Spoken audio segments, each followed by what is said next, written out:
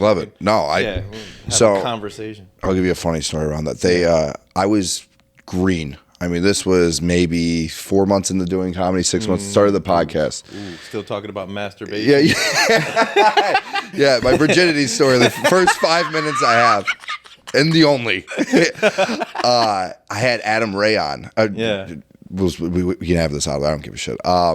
And the nicest guy, but he started going. Dude, so this was before any of the Phil shit, any of the before he blew up. And he was just doing shows regular, not a headliner really. And he like shot with me. Like he did a podcast. He was doing Young Rock in Australia. He was filming that. So he's playing Vince McMahon. Okay. And in his off time, which was, remember, Australia's what? It's like 10 hours? Opposite, yeah. Yes. So we were trying to coordinate a time to do this. At the same time, it's Trump versus Hillary, Trump versus Biden, whatever time for that would have been the first go about it. Trump Hillary, right? Yeah. She would have been in jail. Yes, it was that. So remember, these debates were big. Like, we want to watch them. Oh, WWF levels of excitement. I mean, unbelievable. Which, by the way, if we want to talk wrestling, we'll get into that. All right, we definitely can. I love it. So we're trying to coordinate a time. He keeps pushing it back. He's like, I got to work out. I got to watch this. I get it. I'm just happy to have him on. Right. We get into it. And like, again, like this, just start talking. No bullshit. We've been going, not been going, whatever. And I do like, I don't know. I was just new. I was like, I got a whole intro I'm going to give him. I wrote it out, right, and everything. Yeah. And he starts going into this story about when he got drunk with Dave Grohl and oh my God, this is terrible. Who's the lead singer of Pearl Jam?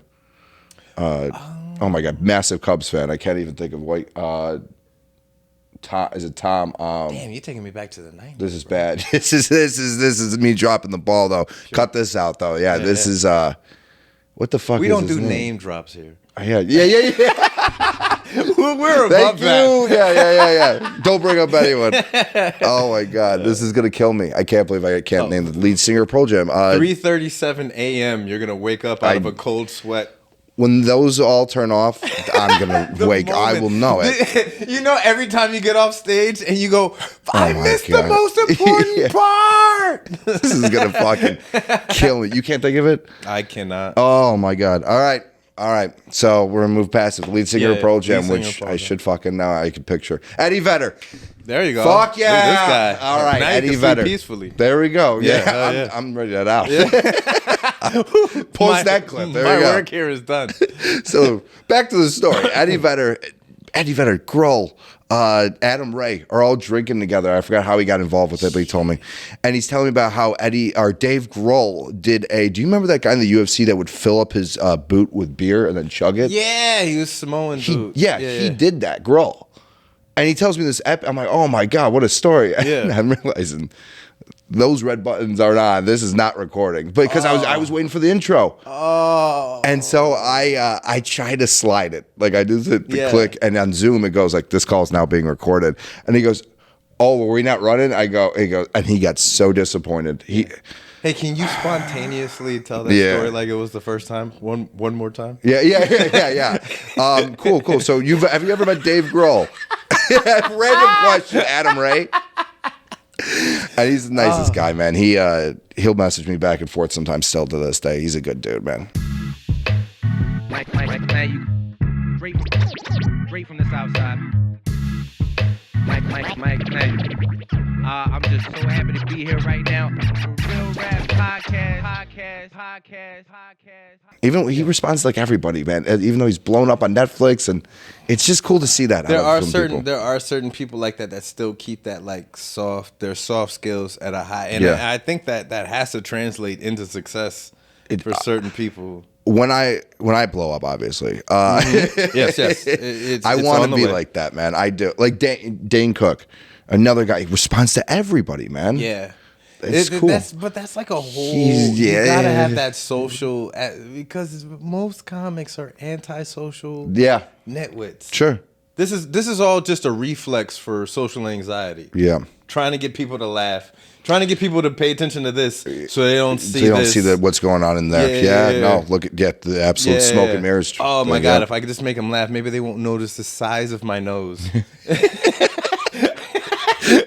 Dude, that's hilarious. I can just keep them rolling. Your last post had me thinking that when you were like pointing at the you posted that weird picture right in the lake, and then you're like, look at why does this look like my nose? I was like, I've never in a million years would have thought that looked like your nose. I've never thought about your nose. I'm just pulling the B rabbit from 8 Mile.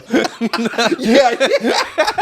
They will laugh before I laugh. Now tell them something they don't know about me. That's so good. That's all comedy is. So to sit there and actually go in and be like, oh, thank you so much for your... Yeah, no, I like get it. Interact with people. So you don't think when you blow up, you're not going to be messaging? No, you it's not even a have to thing. It's so... All right, so... You go, you have a gig, right? Yeah. You do your 5, 10, 15, however many minutes, and it's over. You have a good set. Yeah. Somebody comes up to you out of the crowd. You were so great. Now, what you have to do and what you should do is say, hey, thank you so much. I appreciate you for coming out. That means a lot to me. Hey, what's your name? Where are you from? Da, da, da, da, da. You deflect immediately away from the praise. Internally, for me at least, it's please don't ever stop saying these things. Sure. Is there any way I can get you to say more? As a matter of fact, could you pause what you're saying right now? I'm going to call my mom, my aunt, my sixth grade teacher. Yeah.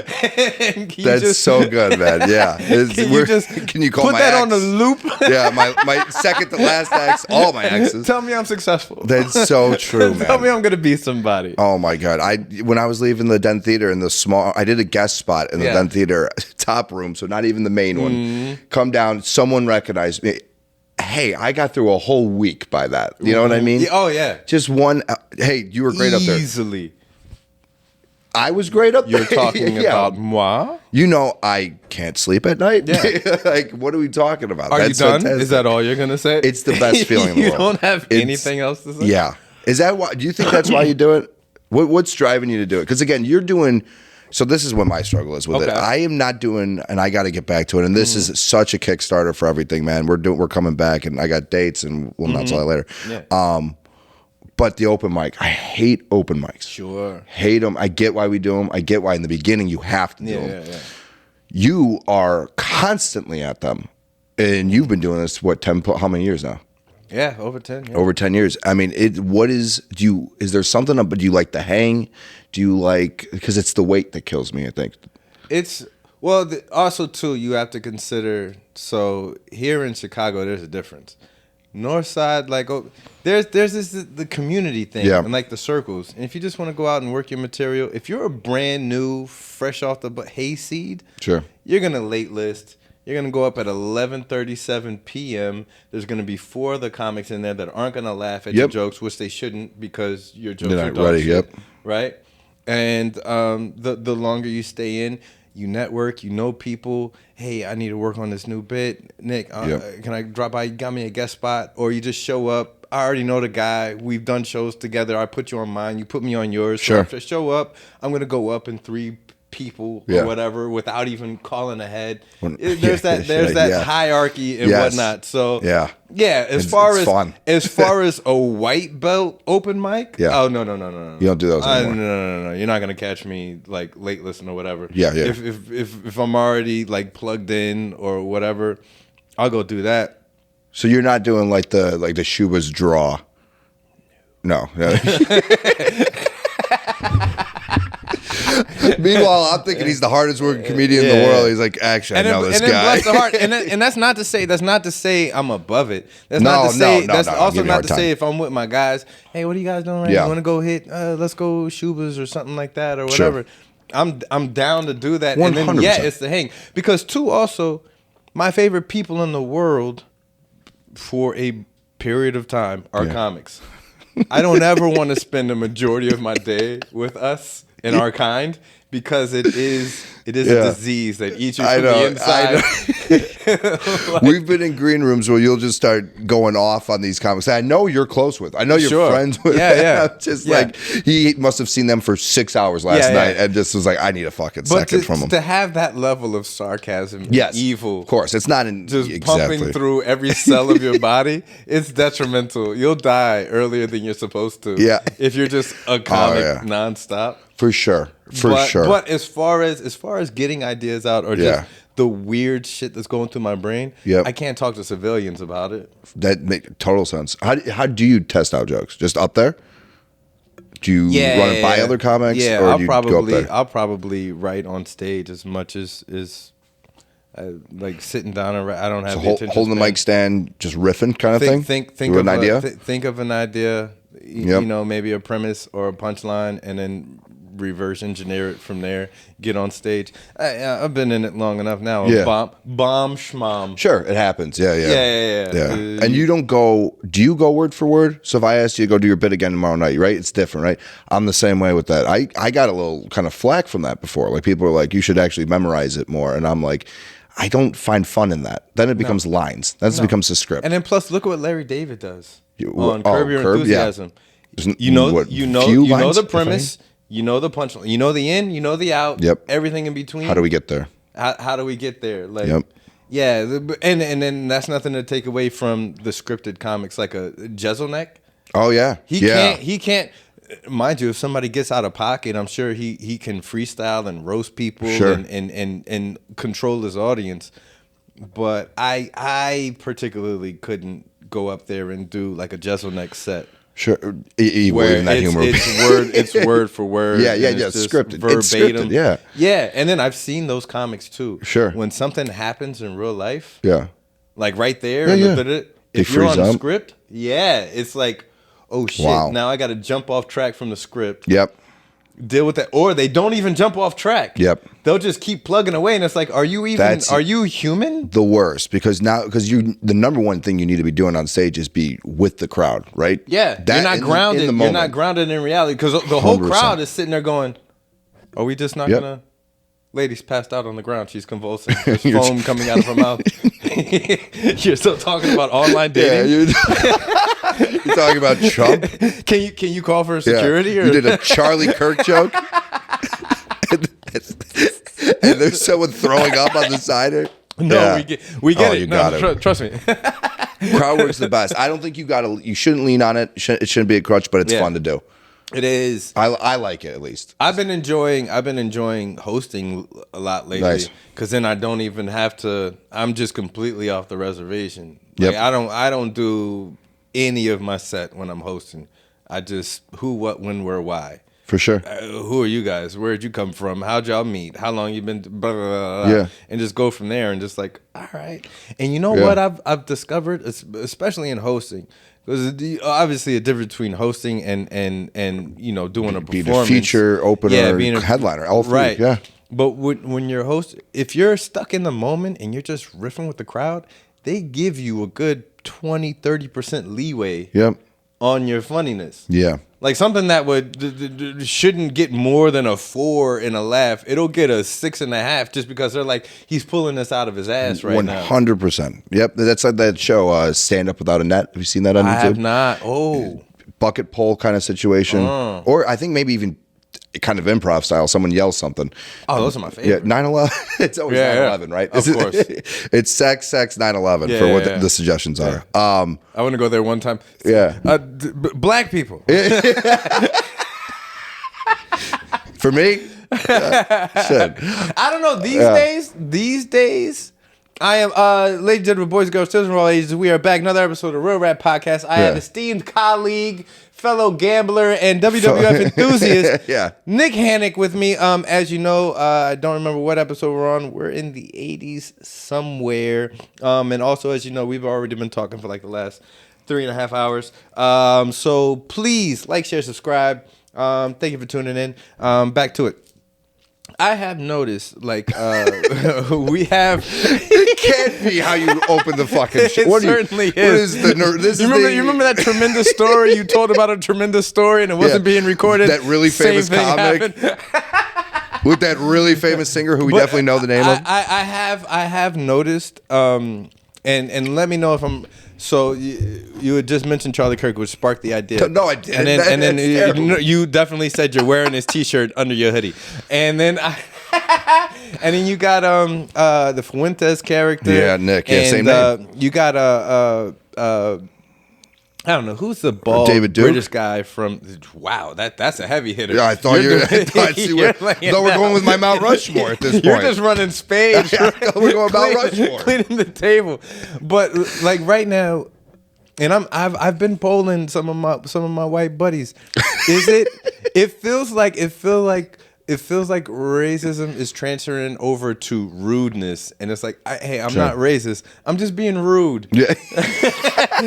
Yeah. Because I don't feel like being sensitive anymore. For sure. And almost, and I'm not saying you, but there's definitely,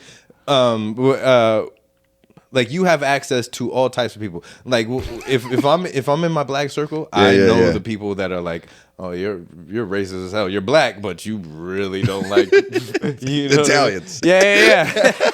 You really don't like people from Finland, which is odd. You're gonna be serving this up like what's a racist thing? And I go, well, I'll help you. And then I get canceled. Now, and I could be wrong, but it felt like straight white guys were getting kicked in the balls for a good decade.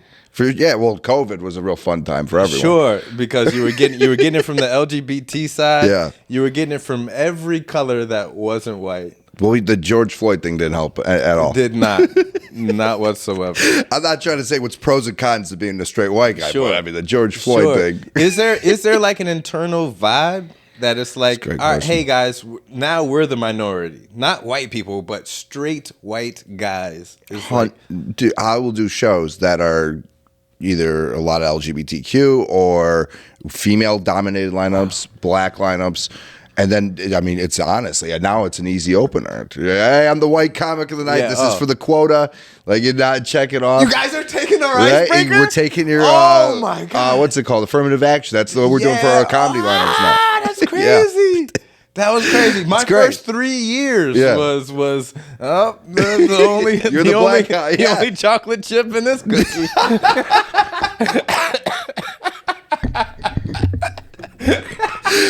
Oh man, you had a line, dude. That was real because you had a line right there. It's so good. It's easy. It gets up on my side right away because it's like we're calling it out. Now, have you ever done a show in like Southern Illinois where there's trust me, it's still how it used to be. I'll tell you that. Oh yeah, I've definitely been even in like the suburbs. I've been in those rooms like. Yeah, they don't see me a lot here. Yeah, because there's none of you in the crowd. Too. They know I exist, but they don't see me. And then usually, they tend to be fun crowds. Sure. And they have thick enough skin. Where you can throw some for real jabs their way, and they're like, I don't know if I'm going to sit here and say it feels weird to sit here and say I prefer it, but I think it's way more. You feel like.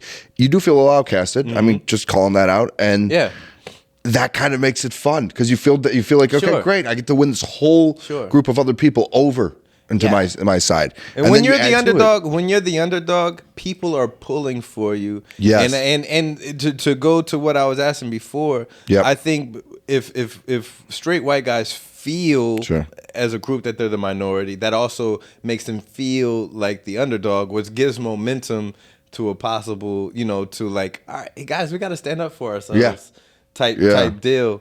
But I always prefer to have a mixed room. Sure. Oh, of course. Like my favorite thing. But if you ever seen like Showtime at the Apollo or whatever. Of course. There'll be an Asian kid that goes up there and does like a Michael Jackson impression or sings gospel. He's winning 23 weeks in a row. It's so true, man. Now, if you're trying to trick me into going and doing an Asian Michael Jackson impression, that's not going to happen. I'm not doing it. He's doing really well. You should go do it. That's not happening. I definitely, because we were just talking about when it was off air, how much do we talk about race on stage? I have one joke that's kind of like a black facing joke, and that's it. I don't really talk about race too much. I talk about dating, sex, stuff like that. Not too much race, but then again, that might be just my kind of the privilege. I'm not in too many situations that's funny with it. Yeah, and there's only so many topics you can approach and get on and expand on outside of telling your own personal story. And I don't take anything away from anybody that talks about race. I'll address it from time to time, and you hope that you have a nuanced take on it. Yep. Or whatever. And then some people, hey, sometimes it works, sometimes it doesn't. It is what it is. But yeah, I've just it feels like to me, I've been noticing like there's a not necessarily a movement, but it's like, oh, these white, you know what it is? The comedy representation of it feels like Austin. Yeah. What I hear about Austin, well, I haven't been out there. Yeah, but you've been hanging out with Bob Keane too long. Bob Keane. There's I think he's going to fight the entire city of Austin. At some point in time, he fights the street literally with his face. I know. And by the Bless way, his heart. Barely know Bob. But me and him, he's only been nice to me. Yeah. I get his liver a lot needs of to be preserved and studied for human posterity moving forward. I want to get like a some sort of photo with just a collage of all the Facebook posts he's had. I just give it to him as a gift. And again, I've only met him about a handful of times, but the nicest guy to me, the nicest guy. Oh, good guy. And always in those tracksuits, which just kills me, man. Yes, of course.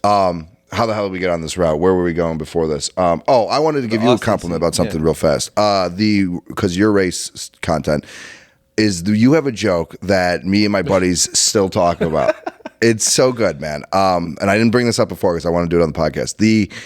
And help me through it. But the bit where you mention about talking to like an old white guy and about college football. And then you have a line in it where you go, they just need a defense or something like that. Do you remember this bit? Or maybe you were riffing. I don't remember. It had to have been a riff. Okay. I don't remember. Oh, it's so good, man. So we did it at the Second City show we were on together with that Smear host. And dude, oh my God. It was just that one bit of, what they really need is a defense. And you're like, all right, that's when I know it's getting too white for me in the room. And you walk out.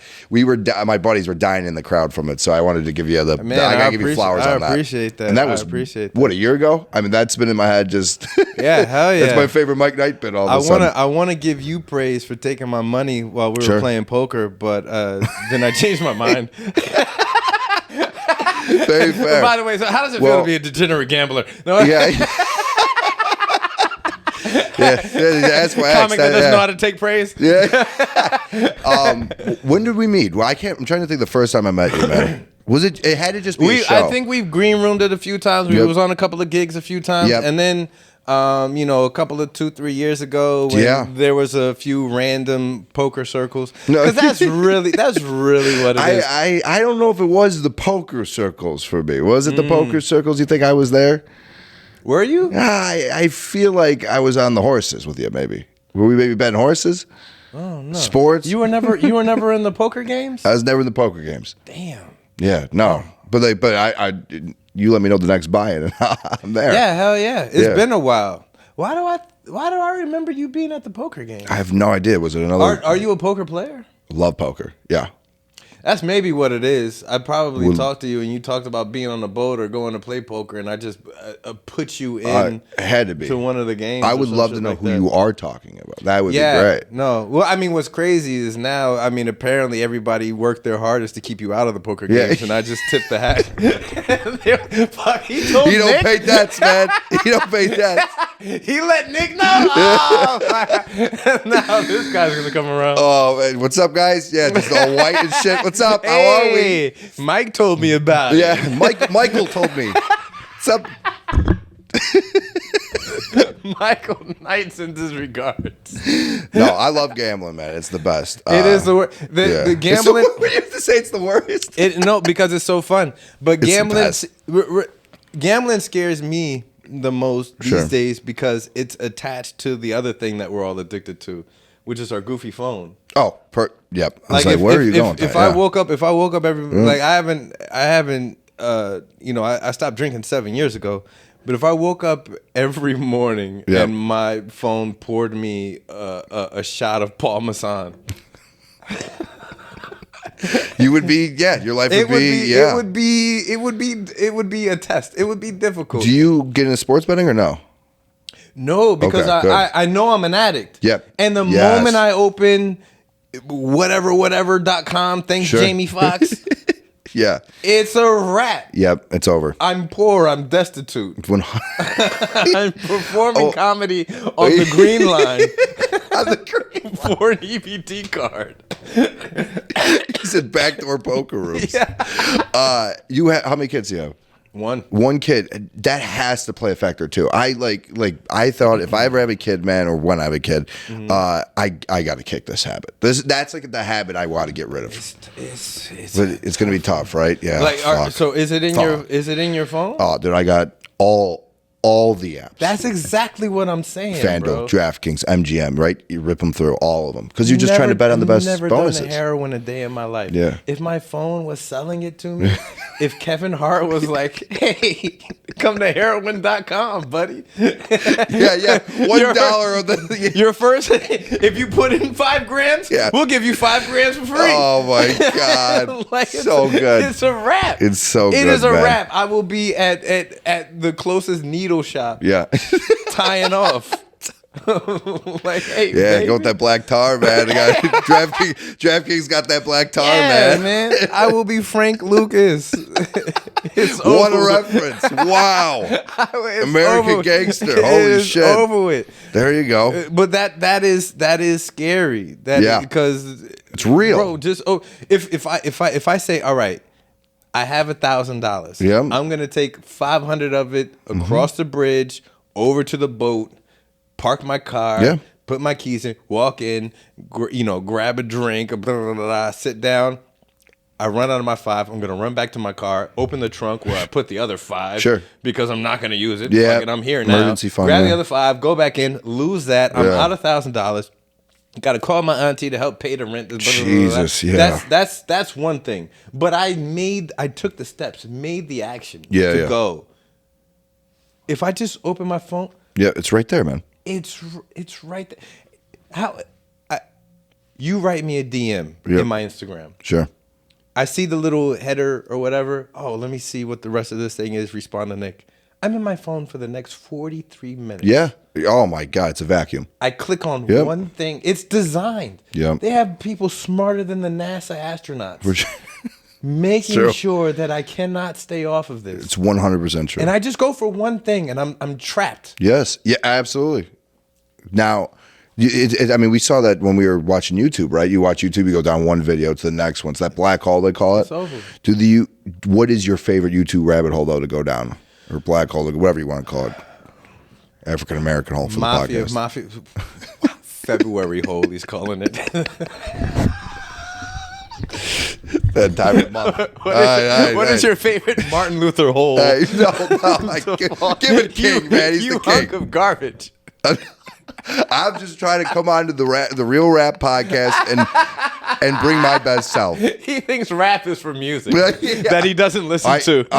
Before I checked out the podcast, I 1,000% was like, what am I going to bring to this table? Am I going to beatbox? Fucking Joey Badass? What is that? What am I going to talk about? But no, real ass people. I got you. Regular ass people. Right. Right now, currently, my favorite. Are you a fan of the Mafia or anything? Yeah. Like that? Oh my God. The greatest storyteller I think I might have ever heard in my entire life is Sammy the Bull Gravano. Okay. And he has a podcast series where he just talks about old gangster stories when they hit when John Gotti and him went to prison, when they hit Paul Castellano. This is all unbelievable. Kinds of, and it's just because the generation, like my son's age and 20-something years old, they have the attention span of a jellyfish. Sure. They're not going to sit around for a 30-minute. But for me, I grew up, it's still theater of the mind, and I'm just like, because this is real. I'll listen to those, and I'll listen to like Navy SEALs. A bunch of Navy SEALs and shit have like podcasts. So you're listening to like Francesi? Michael Francesi. And do you know Joey Merlino? I don't. Dude, let me put you onto this guy. So first of all, I feel like you did some stalking on me because I'm in the same shit. I am down this mafia route completely. Because I look at like the mafia dudes and like the Navy SEALs guys and UFC fighters. I'm like, we're doing the same thing. It's just us versus the world. I'm a comic. Yep.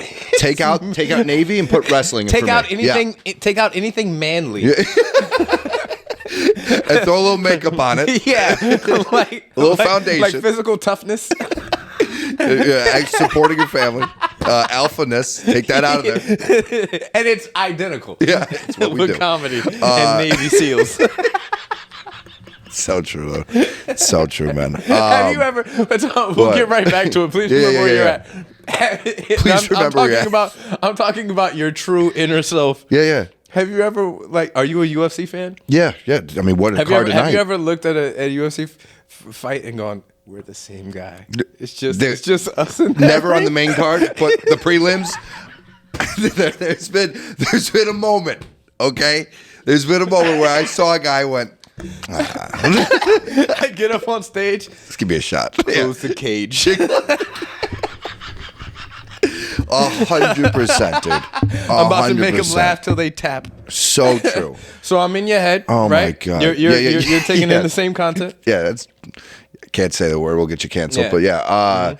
But you're in my head. Thanks, man. Yeah, good job. Yeah. Joey Merlino, though. Joey Merlino. I'm putting you on to this guy. This is on this guy because it's full circle. Watch this. Okay. So he gives out picks with his buddy Snuff. Okay. Which is Snuff runs his Philly cheesesteak restaurant in Philly, and he lives now in Boca Raton, Florida. He is out of the life. He never snitched. And so his whole podcast is about calling out Sammy the Bull, French, everyone that's ever snitched. And his mannerisms are so good because they never change. Yeah. He could be making fun of you, like he gives Snuff a hard time, and he could be angry about something 25 years ago. Same fucking talk. He talks like this, just straight into the camera.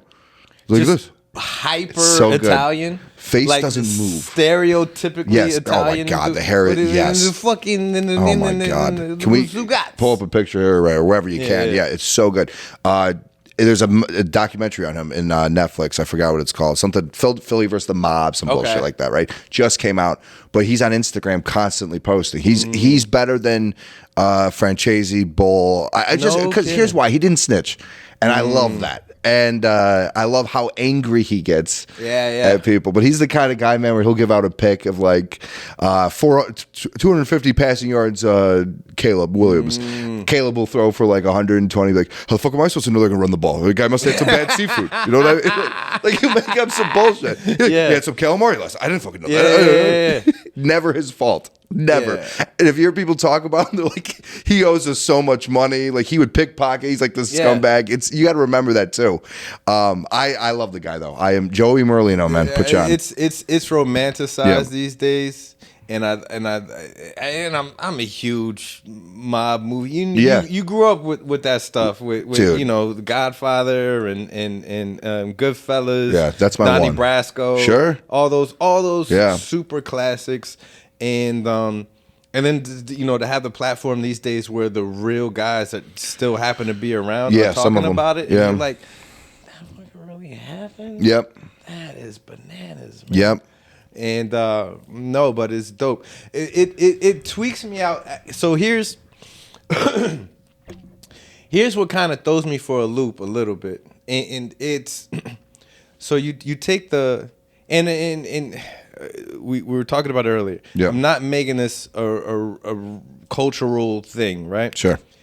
How is it Italians and their not counterculture, but their criminal culture is romantic? Yeah. But nobody cares. The Irish mob, the IRA. We're not like, oh man, that great movie with the dude from 300 for sure about the Irish mob. You remember that? That was nobody not as famous. Che Guevara. You barely hear anything about that. I would call that mob. Gorilla, whatever. I'm not calling him a gorilla. Just his tactics were very silverback. Happy to be here. Yeah. You get it's a wild one. You get a little Griselda Blanco or a little Pablo Escobar. But that's not like no, 100%. And there's one word. Yeah, it's class. It's class. Right, that's the word. I just absolutely stuttered saying the one word. Because they put a suit on. It's the suits. It's the wine. It's the nice food. O-Dog and Menace. It's the food. I'm telling you, man. It's the cars. Take O-Dog from Menace, played by Lorenz Tate, from Chicago. I've never even seen this. Yeah, you've never seen Menace Society? No. Should I be seeing this? That's sacrilegious. Is it racist though that I'm not seeing it? We're gonna take the R off of real rap. You're just an ass person. Yeah, that hurt. At this point in time, that's crazy. So take one movie. take the aggressive Boys in the Hood, sure, or just pick any hood movie. Take the aggressive. I'm not gonna give any. You do. You say fair enough. Yeah. Because you don't call it hood movie, you call it those people. Yeah, yeah. B-list movie. Hardly watched. Didn't even feel good saying it. Yeah, straight to 2 for $5 bin movies. Right to DVD. Yeah, still on DVD movies. Still on. Yeah, streaming wouldn't even take it. A Tubi movie. I'll tell you that shit's on Tubi. I'm losing points on my black card as we speak. That's fine. So take whatever aggressive person out of a hood movie. Yeah. Yeah. And that's Joe Pesci. Sure. In every single mob movie ever. 1,000%. And 90% of the time, he's playing a real life dude. 100%. That was even worse. Yep. Than what it is. They have all the same snitching, all the same backstabbing, all the same cheating. Hey, we have Muerta and we don't do the drugs. Yes, you do. Yeah. All the time. 100%. I've seen all the movies. Yeah. I've watched the documentaries. I've listened to the people. Everybody was doing drugs. You just dressed it up prettier. 1,000%. Violins sound better than 808s, apparently.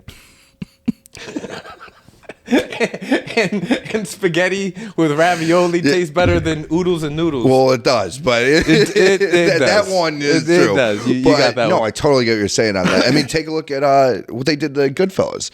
That guy was a complete scumbag, not important really in the mafia until he snitched. And they made him look like such an important figure with suits and everything. He would go on. Joe Pizzone, I think his name. No, that's Brasco. That's not Brasco. Right. Henry Hill. Henry Hill. Yep. Yeah. So go watch Howard Stern interviews with Henry Hill. He's a drunk that is just hammered on there, not classy like this. And then you watch Goodfellas, you think this guy is like I want to be him, right? Yeah, he's just walking through like the Copacabana Lounge in a beautiful one shot. What a shot! And what a shot, man! Come on, I got a film degree. I studied that scene hard. Yeah, beautiful. Pull the chair out. Have you done that before? Have you ever gone into a place through like the back room and up to a bar or something like that, and they snuck you in or something? There was a time or two where I was cool enough with the right people to get into through the bat entrance. That is awesome. So we did for New Year's like 2 years ago. R.A.P. the Sandlot in Wrigley. It was just packed to the brim, and is that a damn shame what they did to Wrigley? What made it with all this money coming in there? As somebody who's been here long enough to remember that it used to just be a bunch of fucking dive bars, and now it's like pristine, beautiful. Spend your money. What, $13, $15 drinks, right? I mean, it's through the roof. It's insane. This whole city is just, they're trying to make Wicker Park out there and trendy, and it's just like, I mean, you can't. The dollar goes nowhere now in this city. It's insane. So, but yeah, no, I get what you're saying about classing it up, and I don't have an answer for I have no idea. It's racist. We took the long way. It's not even racist. It's just a study of what is it that makes it. What is it that makes it romantic? Because I mean, Italians do have a swagger about them. You don't even say swag; they have swagger. Is it because of the fear that they can drive in someone? They get angry like this, man. They get angry like that. It could be. It could be. Did you know the mafia is an acronym? No, I didn't. It's Holy like shit. It's like you know men against the French invasion of something. I'm being 1,000% honest. I'm being 1,000% honest. All right, France. Google me. No, France used to kick Italy in the balls. France used to kick a lot of people in the balls. Yeah, until people found out that they were like, dirty. That they were mimes with bread and their stupid little bicycles. Oh my god! But no, dude, France sucks. There was like an invasion, and then Italy was like, all right, we have to come together and make a group. Like they just started off as a gang, and mafia. It was something against the French. Sure. And then, but in Italy and Sicily, the mafia is bad guys. They'd kill for women, sure. kids, blow up cars. They don't care who's in. You remember Scarface was like, I kiss a women, it's a kiss. Yeah. Huh? Look at you now. Huh? Yeah. They did not have Scarface's level. That was They bad. did not have Scarface's level of humanity. No. They, dude, even here, watch the. Why did my voice crack? The outfit. Even here, oh my God, what is it with Chaz Palminteri? Chaz Palminteri. And De Niro. Not Mean Streets. With the black girl. Yeah, what is it? Oh my God, that one. De Niro hates the mob and everything. That's a lot of people in New York. They were just like, they're ruining my life. Now you can't leave. Yeah, that fucking movie, whatever it is. Man, we're doing this again twice in one episode, and you wrote me in on this one. I know, I did. I need the alpha brain or whatever Rogan promotes. Son of a monkey's uncle. Chaz took that on the road as a one-man show. He wrote that. He's great, dude. He is phenomenal. And his podcasting is. I've heard him on a few things. Yeah, he'll bring those guys on like Francesi and Samuel Bull and talk to them. He's the man. They accept him, which is so cool. Kind of like Don Rickles with the guys back in the day. I love Don Rickles. I don't think anyone watches it. Like, people need to watch him more. He needs to be going more viral on his old stuff, man. And he has like the kind of sarcasm that still translates to this day. Yep. Like, he is a not nice person. Great comic, though. Great comic, definitely harsh. There's a clip of him giving De Niro shit for how he's portraying the guy in Casino. I think Lefty something. And it's like, dude, who would have the balls to, like, you're in a scene with De Niro and you're just telling him how bad of an actor and how bad he's doing at portraying someone. And fucking Don Rickles did, man. It was so good. Of course. So good, man. You go over my head again, I'll bury you in the. He's the man. So let me ask about the passage of time on a different topic. One that is near and dear to your heart. Now, back in 90-something, I went to Blockbuster with my mom. Okay. And I was a WWF fan. Okay, here we go. Super duper fan when I was younger. Yeah. And me and my mom go to UFC one time. We go to Blockbuster one time. I see UFC on the wall. Yeah. I asked my mom to get it, and I watch UFC, and then I turn into a man. And I stopped watching WWF. You didn't make this. You didn't make this decision, which is good for you. So good. So good of a setup. So good of a setup. Which I love. Because I thought you were gonna be like, it doesn't hit. I like this. Fair. I was wondering why you said UFC instead of Blockbuster too. See, I was over there, and then I came right back over there. Love it. But no. There was, especially when I was super young, Hulk Hogan era, Ultimate Warrior was my favorite. Coco Beware, Sure. Samoan and all that other. Sold. Sergeant Slaughter, and I'm like, how was he wrestling and in a cartoon at the same time? It's crazy. You're so and then incredibly, and then at some point in time, like, I started tapering off definitely. Yeah. When like The Rock had personality, and I was, That's I was like, when you tapered off. I was pretty much out of it, but I would tune in from time to time to see whatever The Rock was talking about, because I'm like, that personality. And Steve Austin would get a little of my attention. There was a few standouts. Shawn Michael, sure, the DX guys. Yeah, you can't get away. This is, by the way, the best they've ever put out. This era, right? And then, of course, these days they're putting out incredible documentaries about Vince McMahon and all of the other good stuff. But so yeah, exactly that. What is it? Because now I think it's bigger than ever. It's owned by like the UFC. Yep. Triple H is Dana running White it. and all that. Triple H is running it, but I think it's under the umbrella of like UFC. Yeah, TKO. Yep. Right? Mm-hmm. What is it now? Like, what? So we all know it is a soap opera for men. It's soap opera on testosterone, right? Yeah. Am I describing it right? It is. It's action theater. Yeah. Action which theater, is as good as like soap opera. I mean, no disrespect, because but it's hilarious. It is dope. Like, has the best days passed by? Because it's bigger than ever. 100%. But I think that's because you like it at a certain age. I don't think I'm ever going to like the NBA the same way I liked the NBA when I was 13, 14. You know what I mean? Excellent point. It's just excellent point. My guys are still somewhat there, right? Do you know Randy Orton? Have you heard of him? Of course. Randy's still going out of nowhere. Exactly. Might like be that some one of the trending, greatest. Those videos. Yeah. from like 3 years ago. Yeah, It's just like 10, yeah. Some guy on a ladder. And you just see him.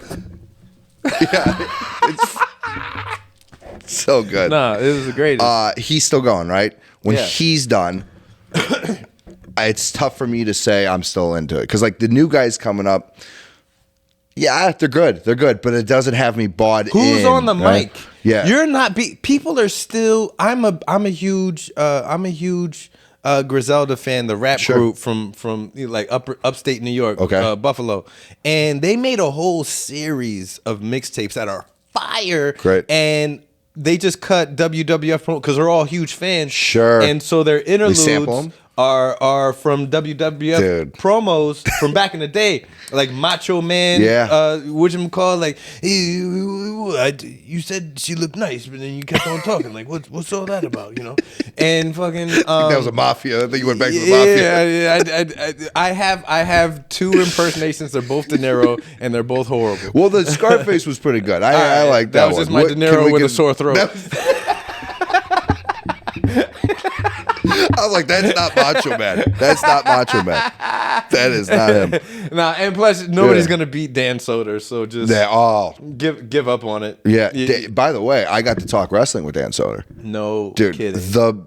awesome. So, Dan Soder's a good guy too. I caught a couple of little minutes talking to him. nicest He's guy. Dope dude. So I met him at Ryan's memorial thing or send off. Same. Yeah, and he Rest in peace, Ryan, Yeah, by the way. Ryan McKinnon, the best man. Again, Dope dude. open. Shout out I to would the see him at open mics all the time, and just Phenomenal kid. funny guy. Yeah. Yeah, gone too soon. Without a doubt. And we had this whole night for him at the Laugh Factory, and I don't know how Dan was there. I don't know if he was just in town and heard about it, if he flew. I don't know, but Dan was there. I was in a wrestling T-shirt. And I just was walking by, and I don't consider, maybe this is again shooting myself down, but I don't consider myself anybody in the comedy scene. I don't know why. I just don't, even though I get to do shows and stuff. Yourself, man. Let your inner light shine. Yeah, well, Inner Light says I'm an open micer. That's what it says. Your inner light is giving you the light. Yeah. Yes. 1,000,000,000%, dude. I get out there. I go, please. Come on. Thank God. Okay. What? So I just keep kind of, I don't know, keep my head down. I'm bad at the social thing. And he pointed out the shirt. We had like a 10-minute conversation about the WWE, and to talk with him about it, who's so passionate about it, and yeah, he's dropping names like Bruce Pritchard, who's like I don't know, top 5 guy in the important people like Triple H, Nick Khan, probably Bruce Pritchard. Then it's just how they had lunch together, like how it's just like a casual thing, and I'm like, holy shit, man! And he pitched someone to come over. He said to wrestling from Japan. I'm like, and they signed him, and I'm like, holy fuck, this is crazy. It was more him talking and me just listening, but it was crazy to hear. And the fact that he gave me his time to do that, he was the man, dude. No, that's dope, and that goes back to what we were saying earlier about the people that are hyper successful and still take the time out to hey you for sure. I see you. I signed blah blah blah. Who are the voices now? Yeah. To get back to because Ric Flair was before my time, but on the microphone, how are you gonna beat him? Yeah. Ultimate Warrior was my favorite, but he wasn't ever on the mic like that. Austin, Stone Cold Steve Austin, a mic killer. Right, damn Macho Man, of course, Mike Killer. Hulk Hogan was just a whole entity amongst itself. Killer, John Cena type, exactly. That one guy, right? Yeah. Who's doing?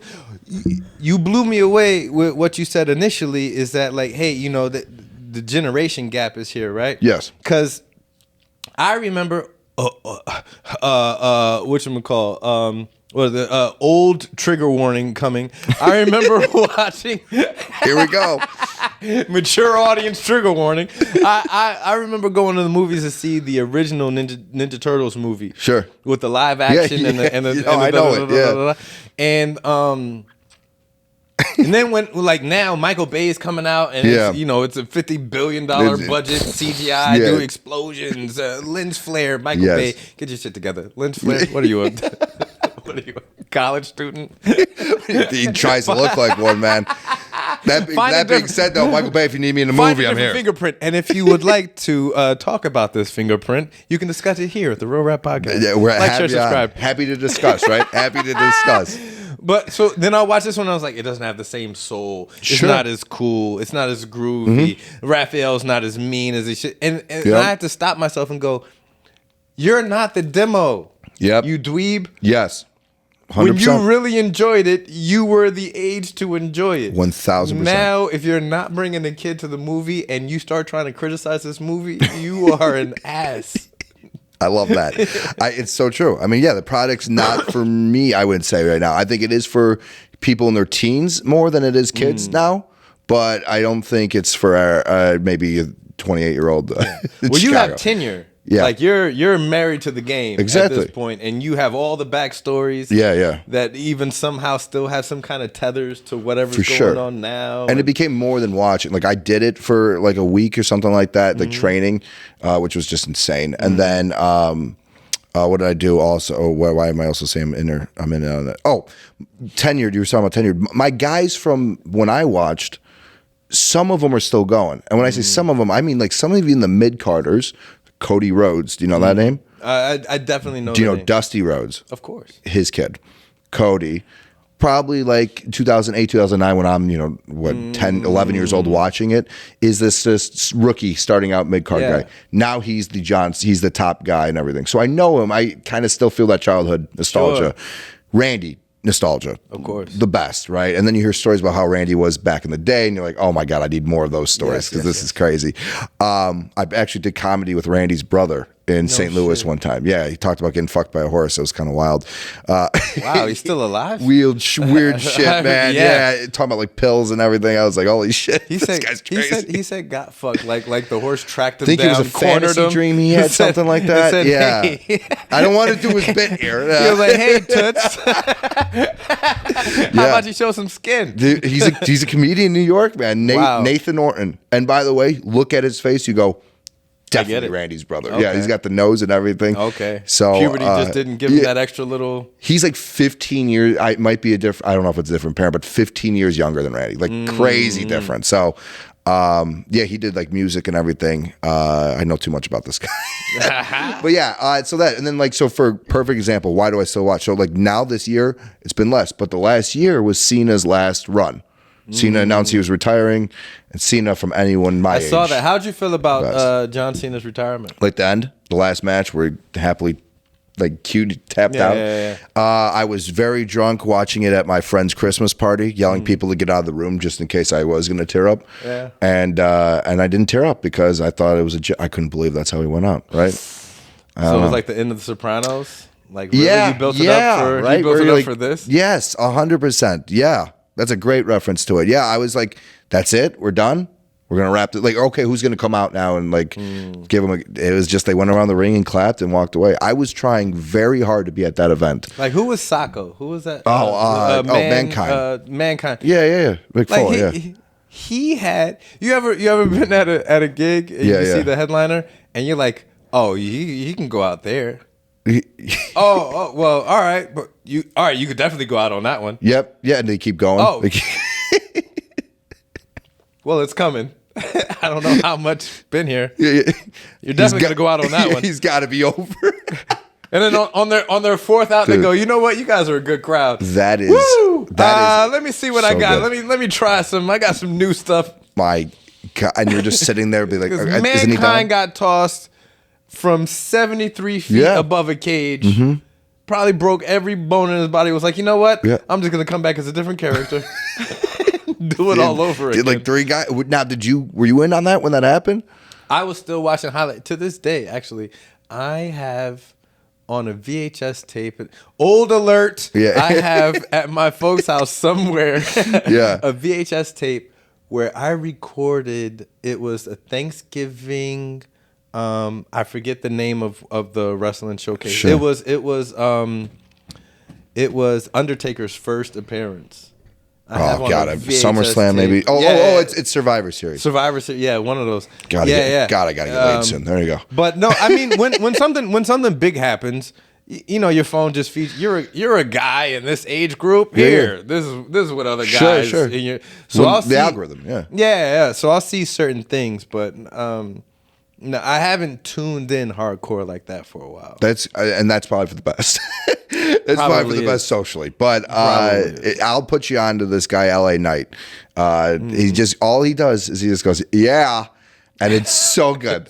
Dude, I catch myself doing it on stage. I get it. I will just be talking. I'll say some joke. I'll go, yeah. And I'm like, I can't do that. That's not my thing. Fair enough. I am stealing. Because I actually remember when Tony Yayo came out of prison and he was and it went nowhere.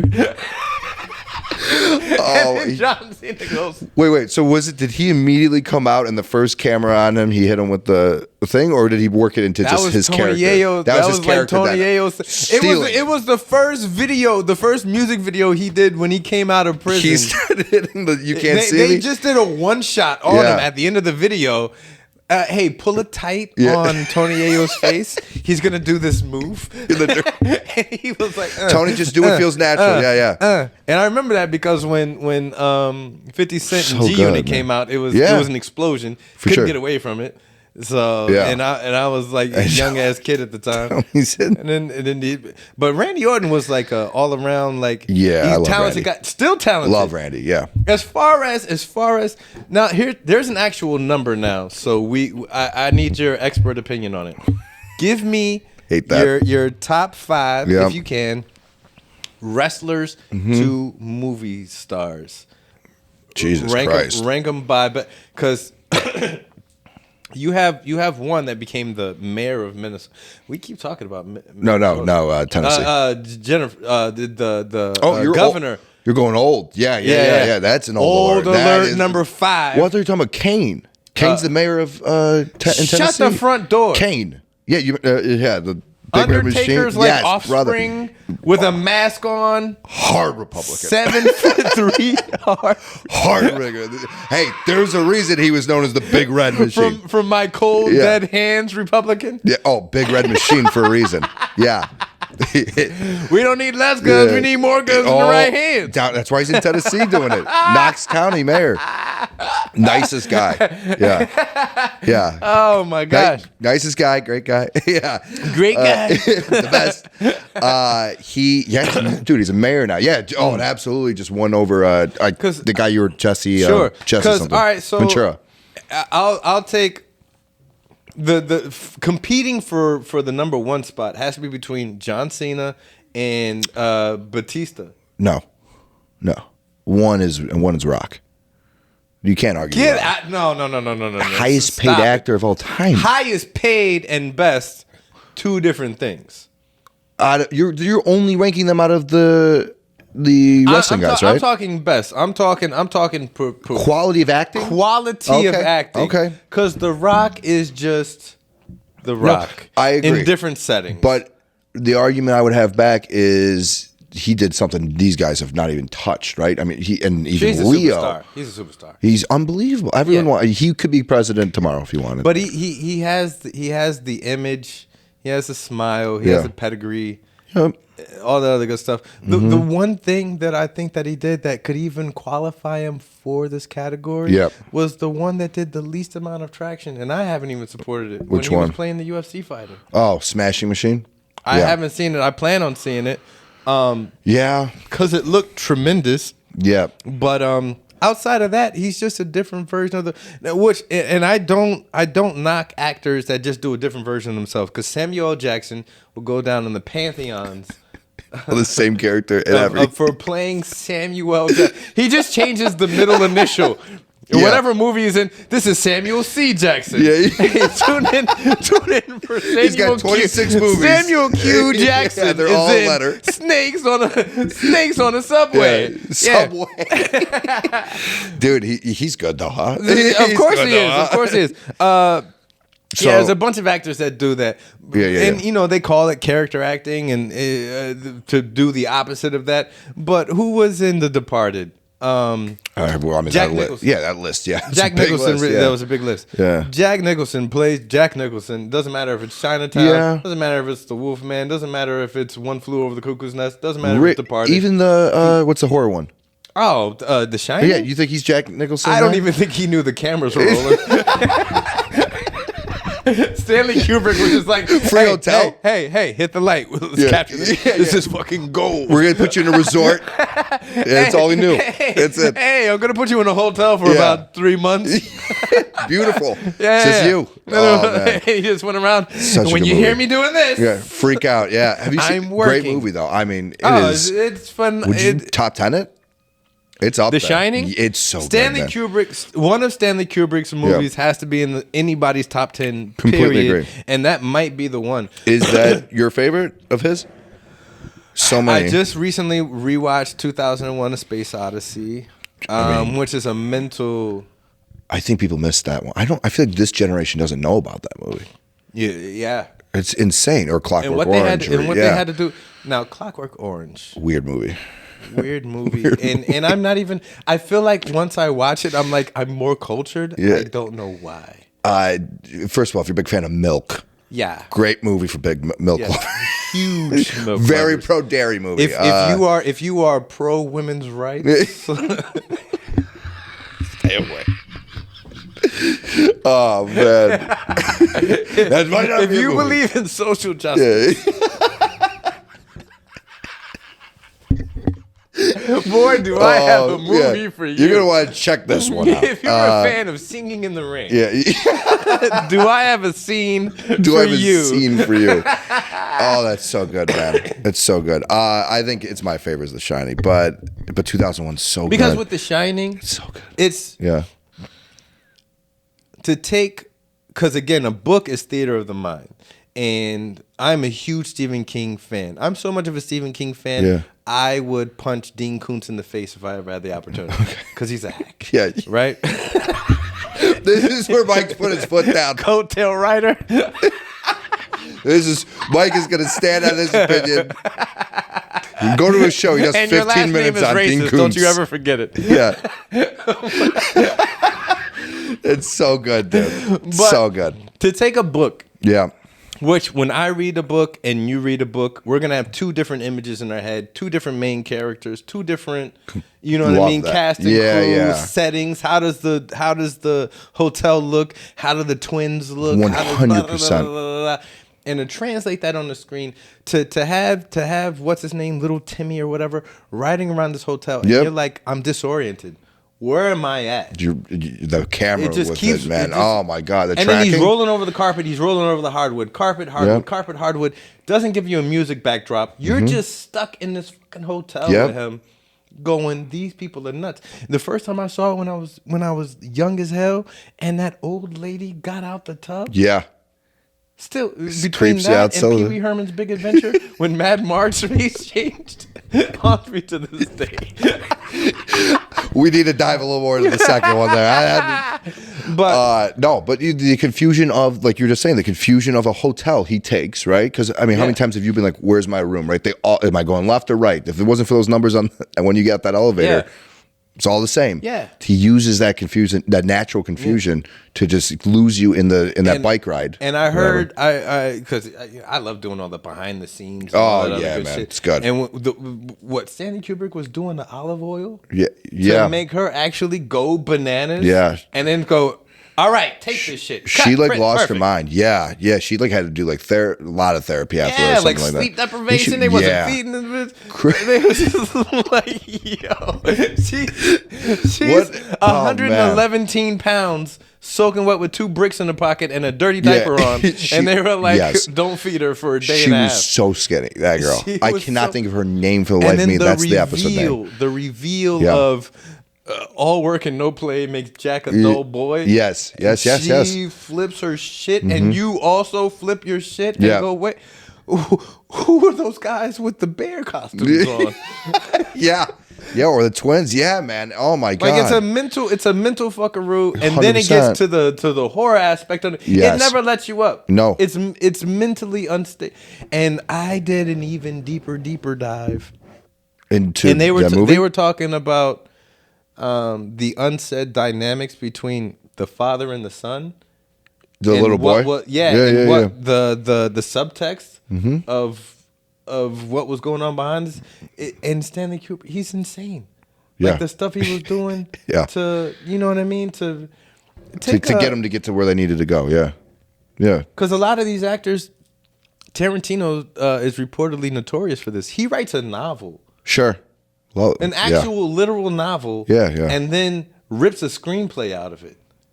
Wow. But all the characters have entire backstories. Inglourious Bastards. Yep. There's a reason that Tarantino, Brad Pitt, and maybe a handful of other people know why what's his name has that big scar on his neck.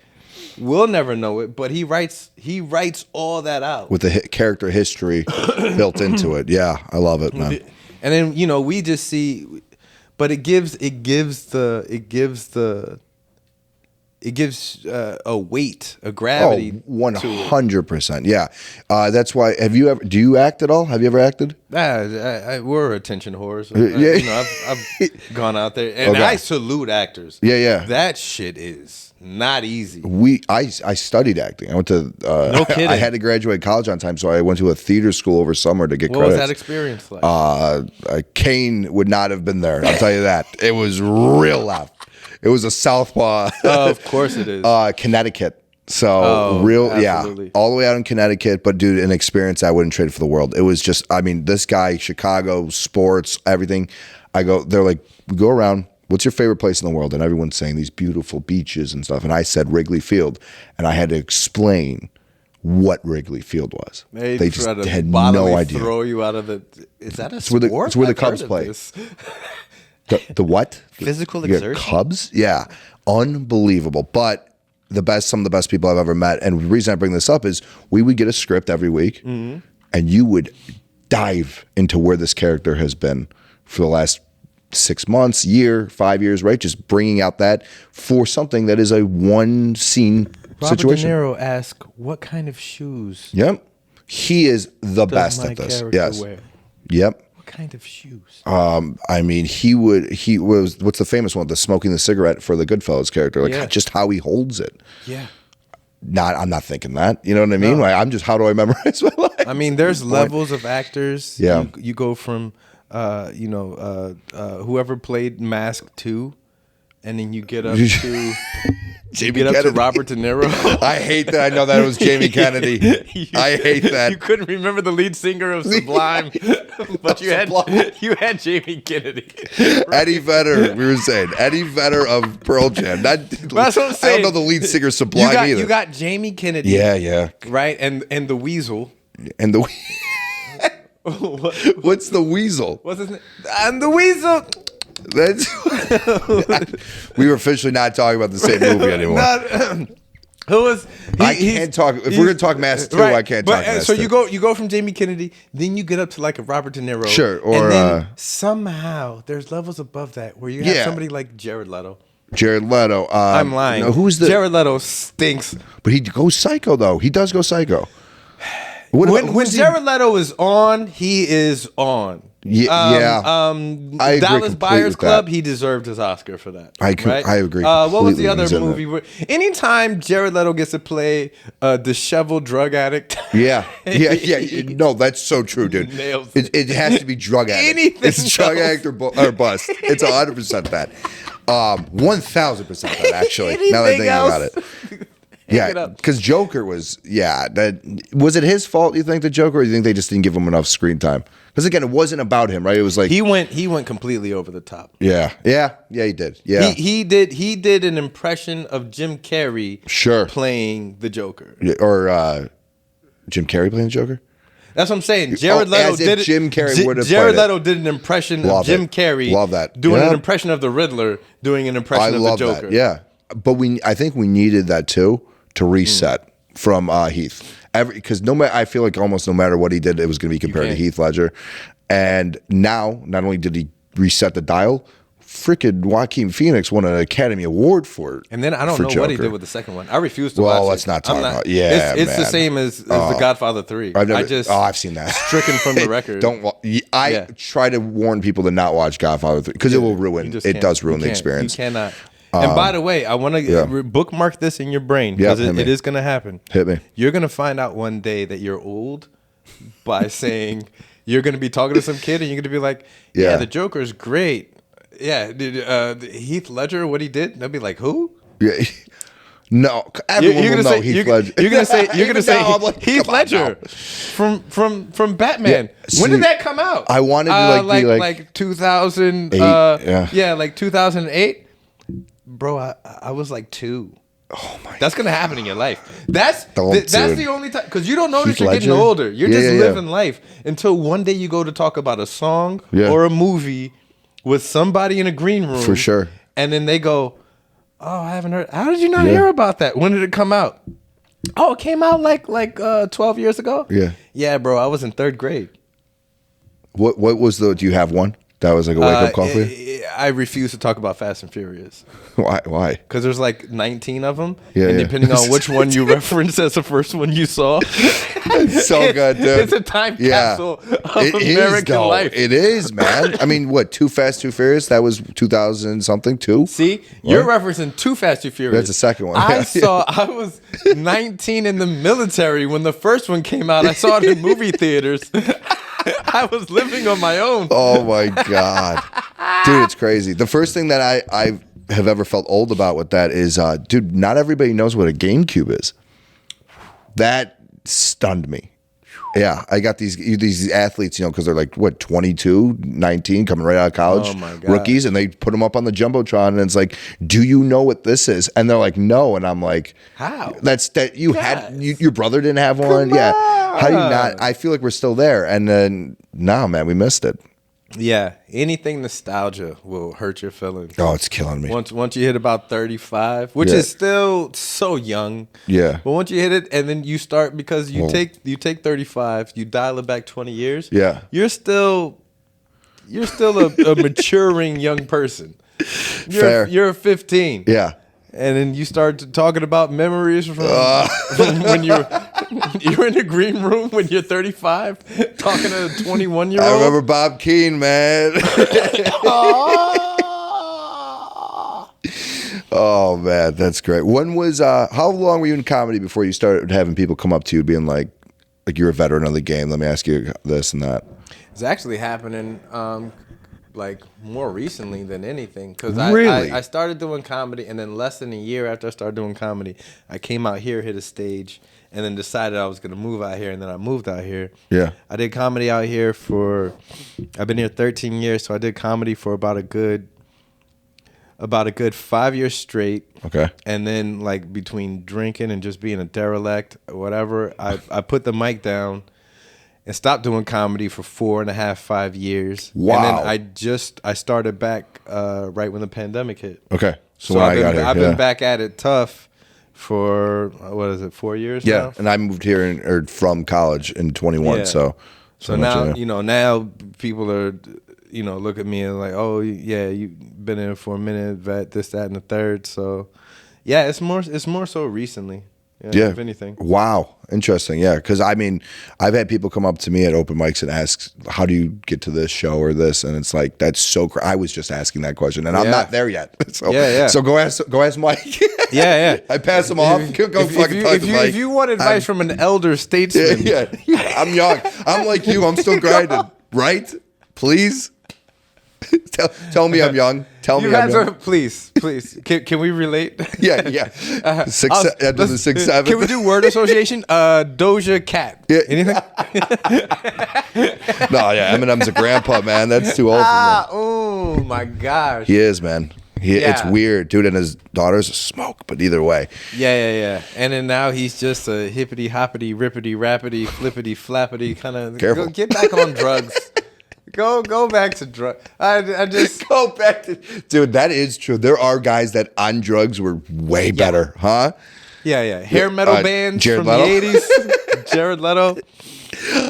Dude, who's like? I was gonna say the guy who goes the most hardest with that method acting. I know we're bouncing around a ton, but the guy from There Will Be Blood. What's it? Daniel Day-Lewis. Daniel Day-Lewis. He's like the king of that, right? That method acting. I always kind of hated that.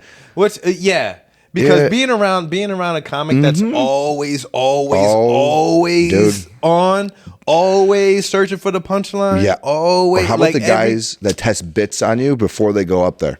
They go, so yeah, you think that's funny, right? Yeah, okay, cool. And he goes up there and they do the exact same thing on stage. And you're like, oh, I thought we were just in conversation. Why are you running this with me right before you go up? It's weird. Oh my God. And by the way, that was such insider baseball earlier when you're like, the feeling you have as a comic when you feel that a comic's overgoing his time, where you're like, okay, I thought you landed the plane. You're still, and really 5 more minutes? That's what it does to me, my anxiety when I'm like, all right, hey, you're in that red zone. Yep. You're close to your time. That was your biggest pop. Get off. Why are you still going? Yeah. You're gonna blow it. 100%. I will jump off a minute early if because comics are trained, and I get it. They're trained to go to the bell, right, till you get that final hard light. Because, but if you're close to the light and you get that pop, take it and run. You got to know when to get off. Yeah.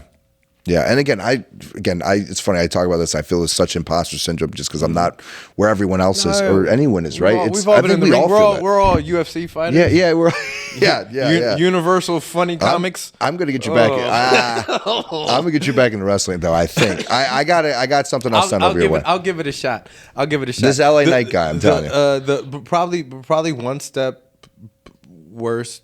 A lot of steps worse than the comic that goes for diminishing returns after the pop. Sure. Is this wasn't my best set. I'm bombing. Yeah. And I'm gonna use the last. I'm gonna go over my time. I think I know searching for the laugh. Okay. Or how about the ones that get political then up there? They like start making a statement. That's where I go. Okay, we're done. Get off. We get it. You weren't getting the laughs earlier. When it's not a premise in sight. It's not an opinion, a punchline to be found. It's just, hey, I'm going to take everything that I just wrote on my Facebook post and bring it here, devoid of funny, suck all the air out of the room. 100%. Piss off at least of it. And then, by the way, 100%. By the way, inclusive with we all feel the same way about my specific political agenda and religious beliefs, right, guys? Well, I'm going to assume that, huh? You feel the exact same way that I do about sexuality. Come on, room. And then, all right, thank you, Mike. Yeah. Cool. Coming to the stage. Cool. Funniest guy in Chicago. Yeah. Cool. Yeah. How good is that? Those suck too. The shows are the best ever to do it. They're so tough to come back. Do you know how many lies I've come up to? Yeah. I've literally in a room of 23 people around the corner at a not nothing stage. I've had some. He was on tour with Kevin Hart and You have not come up to that. I swear I'm thinking about a specific night where are you a plastic couple? Whichever young lady was on stage decided to put me in HBO on Netflix on tour with Kevin Hart. This is so good. Which I know what you're trying to do, and thank you so much. I appreciate you. Do you know what you've just done to my opportunities? So this is not an inside. She's not fucking with you. Like she's legit. She's literally just trying to be priming nice these people who by now, being that I was on all these prestigious platforms and touring with with the one and only Kevin Hart. Yeah, have you heard should of him? At least. By the way, my Instagram followers probably 1,100 at the time. For all this. I just turned those away. I'm about the funny, not the money or prestige. Yeah, I don't post a lot. No. I do it for the art. Yeah. So, by the way, how much time were you doing? This is a notch. Obviously 7. Obviously 7.5. They got 7.5 from a plastic cup boy over here. Yeah. A tight 5 with a little bit of fuckery. We don't let him go over. It's weird. If Kevin was here, maybe. Yeah, that's so funny, man. No. That's those are the worst. But I always love the traditional like he's a good friend of mine, and I've never met the guy. Oh God, it's the best. It's so good because that one doesn't hurt the crowd. You know what I mean? But like for me, it's like I've never met this guy. Of course, when we go up there, we'll get the handshake wrong too. That's despite knowing him for years. When you get the paper versus rock. Yeah. from like, So shit almost from broke like a mile away. Oh, and it's yeah. like, all right, we're getting close now. Who's gonna switch? Boom, boom. Well- Fuck. All right, boom, boom, boom, boom. Yeah, you got to go Nux though, right? That's the safe Good route. luck. Would you say you go Nux when you go up there? I'm usually a paper. You go paper. I'm usually paper. Will you be the guy that adjusts? I think as the comic going up, that's the guy who adjusts because the other guy's got a mic in hand or something. I stay stern. Wow. I don't like the boys back in town. We're on the golf course coming from way back in Bucktusa, Oklahoma. Yeah. Like, hey, you got the job, Peterson. Peterson is so good. Yeah. But I will openly. I'll put up a billboard. Yep. From miles away that I'm doing this. But you know what? People might be germaphobes and stuff, so I might start switching to rock. I didn't think of that. Yeah. Yeah. I hate the I'll tell you what I had to learn quick about this new generation. Yeah. And this is somewhat generational, somewhat cultural, right? Yeah. If I'm out south and I'm hosting a show or out west or something like that. Sure. We just ran through, like 2 guys, 3 guys got on. Oh, got one for the ladies. Now, south side, west side. Ow. Yeah. Get it, bitch. Ow. Bring her up and she'll do her thing, right? Yeah. I think I was hosting Laugh Factory. It's so good. Man. And It's so I good. get up there. 2, 3 guys get up. All right, something special for the crowd, y'all. We got one for the ladies. We getting some female energy on the stage. Woo, woo, woo, woo. Laugh Factory. Belmont and Broadway. Yeah, so north. So north. 2025. 2024.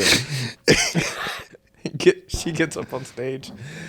Well, guys, I guess you can stop listening because I'm only here to be funny for the ladies. Oh, my God.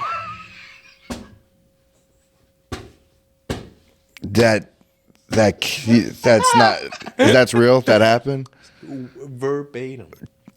There's so many By reasons the way, I'm angry. some more shit after that. So many reasons. With her I'm stinky angry. poo-poo-ness. Well, how bad is she bomb though? 'Cause she had you, right? That doesn't sound like a funny person.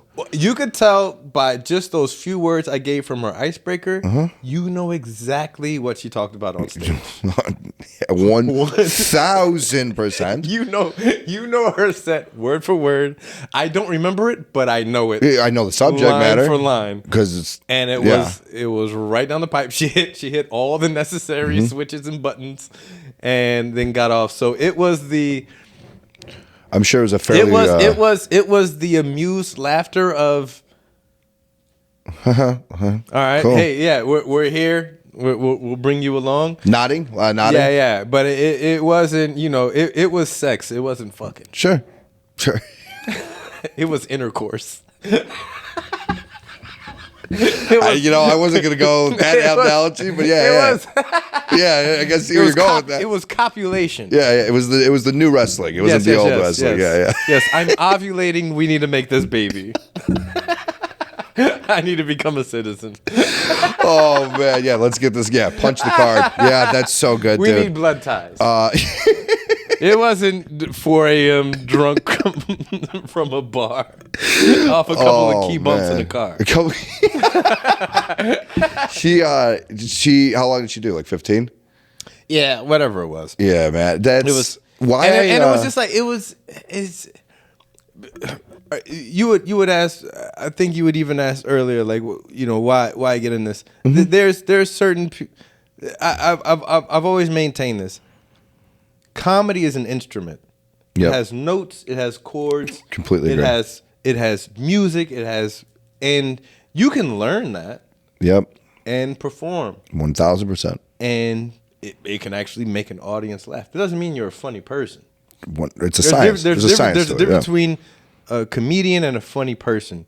And from time to time, you could be a funny person and work at the damn gas station or 7-Eleven. Yep. And be the hilarious guy behind the counter that I love seeing whenever I come in to grab my little pizza rolls. 100%. And whatchamacall, you just brighten my day Yep. because you just say outlandish funny shit and you're never going to hit a stage. 100%. You could be a comedian and then when I sit you down on a podcast or if we're in a green room, you are a bummer. Yep. You are a sour grape.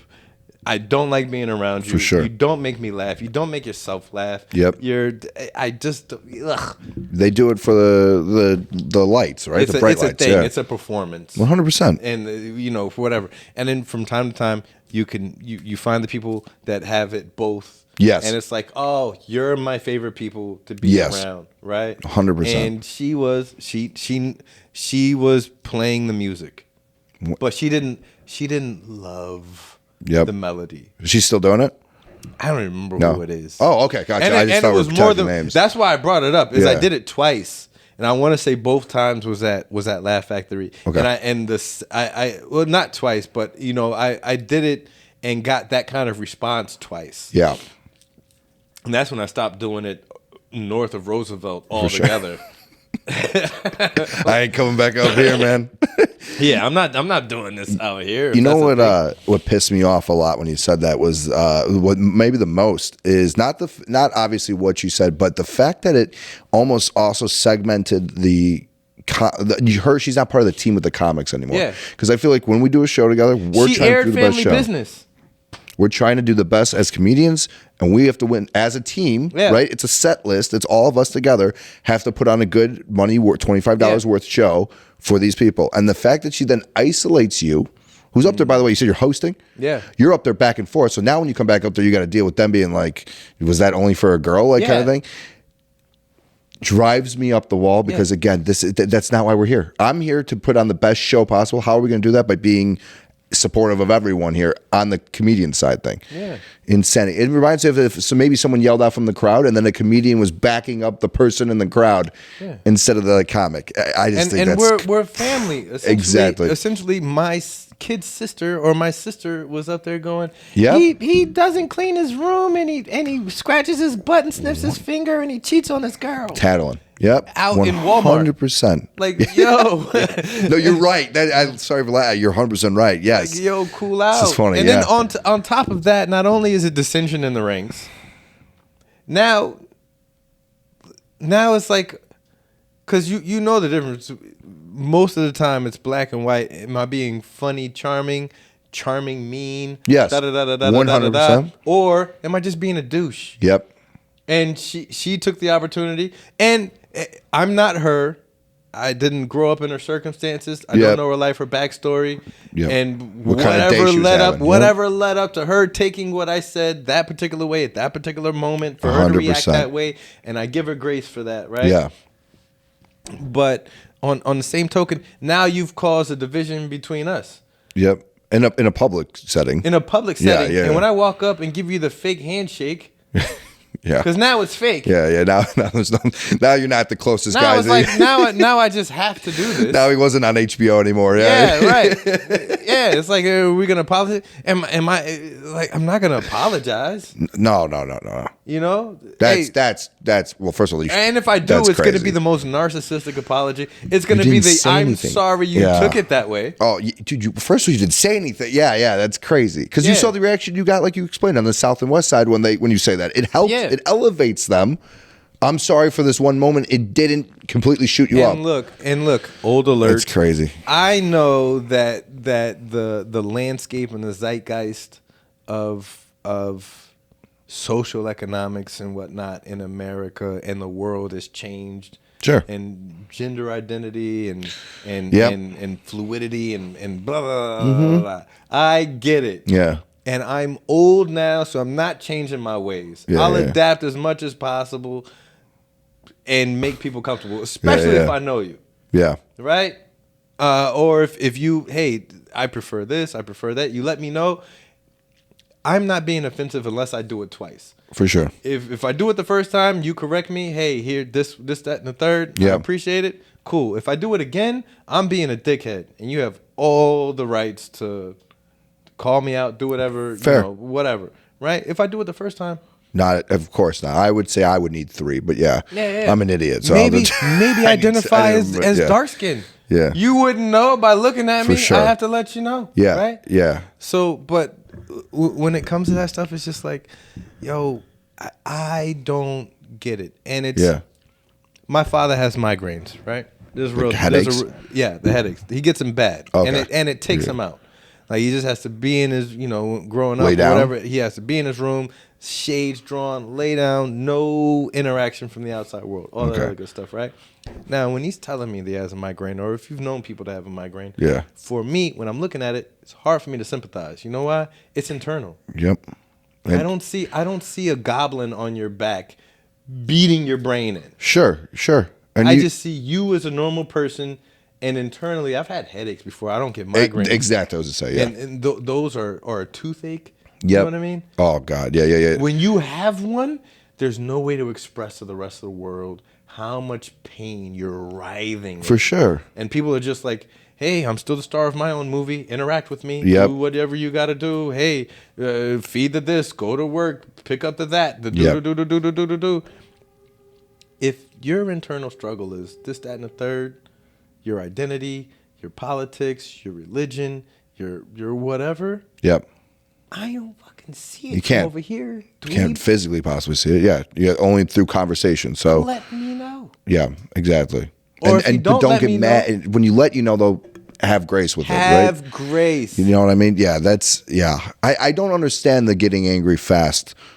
I think it's chilled out a little bit since 2020. I think that's kind of when everything kind of started going. But I don't understand the flipping out on the first incident. Right. Which is the first for me and their interaction. It's Yeah. the millionth for them. For them. I Yeah. get that. It's annoying, right? Yeah. But at the same time, I don't care. There's 8 billion people on this planet. We all got problems. For sure. We all got the 1 millionth thing that somebody's doing for the first time. Yep. You're a comic, huh? Tell me a joke. Yeah. Whatever it Every is. time. Yep. Whatever it is. Yep. And this is a little bit more personal. And who knows what you went through with your parents, Yep. with your dad, with School. your going through puberty for the first time. Your unrequited love when you're trying to figure out who you're attracted to, and changes in your body and going against counterculture. Well, it's not counterculture anymore. Yeah. But you know what I mean? Doing all this other good stuff. I get it. I care about you as a human being. I don't particularly care enough for you to get mad at me. Sure. I think that's completely fair. Because I'm not calling you out. I'm going by my norm. I was born in Texas. My mom is from Texas. My pop's from North Carolina. It is beat into my DNA. Yes, sir. No, sir. Yes, ma'am. No, ma'am. I cannot not do it. I'm the guy. Hey, if you're 8 or 88, yes, ma'am. No, ma'am. Even when a lady is like, you can call me Pamela. Yes, ma'am. Yeah. I'm that guy. Yeah. These days, you almost have a pause. Sure. Like, yes, ma'am. Oh, you're fucking assuming? Like, Yep. And I'll say guy, like talking about a group of people, guys. Yeah. Hey, you guys over there. Just, I don't know. That's how I talk. Hey, you guys. And there might be 2 girls in the group over there. I even now, guys but is a bisexual word. I don't mean to be. Yeah. Like I'll message, I don't even message like a group of girls at work being like, hey guys, can we do that? Like, I don't mean it as like to insult your sexuality at all. That's how we were brought up. And I think that needs to be kind of respected too a little bit, because as much as we're respecting what they want, you got to remember, great, you're throwing this switch on me after 28 years of what it was. Again, like you said, not that I'm not open to, like, I'm not going to hear it and say, no, I'm going to keep calling you a guy when you're they, them, but give me a second here to like, at least like, I didn't mean anything by it the first time, man. Her, she, they. Plus, you take the rope that you're given. Yep. Don't keep trying to, like, the moment you start saying, hey, guys and dolls, I'm done talking to you. Yeah. Dolls. Hey, guys well, and gals. I would get out of it. First of all, again, that might be an old alert. Dolls is crazy. Yeah, it's like dolls is wild. Hey, Tootsie. Yeah. Sugar plum. Yeah, no, yeah. And some of these is I can get it to a degree. Or some of these things, it's like, really? Yeah. Really? That one? Yeah. We're not allowed to. There's a great meme, I should say, that is like it's a deserted Pizza Hut building. Yeah. And it's like, this is see trans people, this is what we mean. And it's knowing It's knowing that it used to be what it was, and we still see it like that, right? You see that building, that could become whatever it is, but you know at the end of the day that used to be, it originally was. Of course. Yeah. And by the way, damn shame that we've lost that many Pizza Huts. I'm not saying the product was there, but the vibe because I want to say Pizza Hut was the originator of the stuffed crust. Without a doubt. Yeah. Yeah. And then how about a little bench warmers? End of a baseball season. You go over there, team part, whatever season, it's whatever sport. See that Italy? We took your food, made it better. America. We put a hat on it, basically.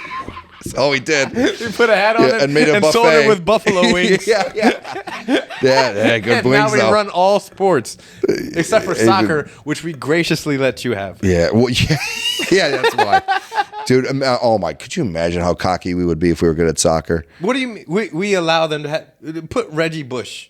Reggie Bush ain't playing soccer.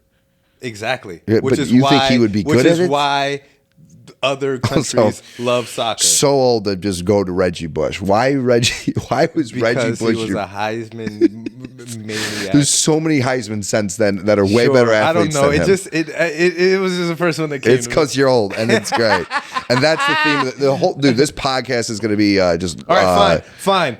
Take dementia. Saquon Barkley and make him a forward or whatever goofy positions they have on the put Kevin Garnett in the put Kevin Garnett in the goalie booth or whatever they fucking call it. The goalie.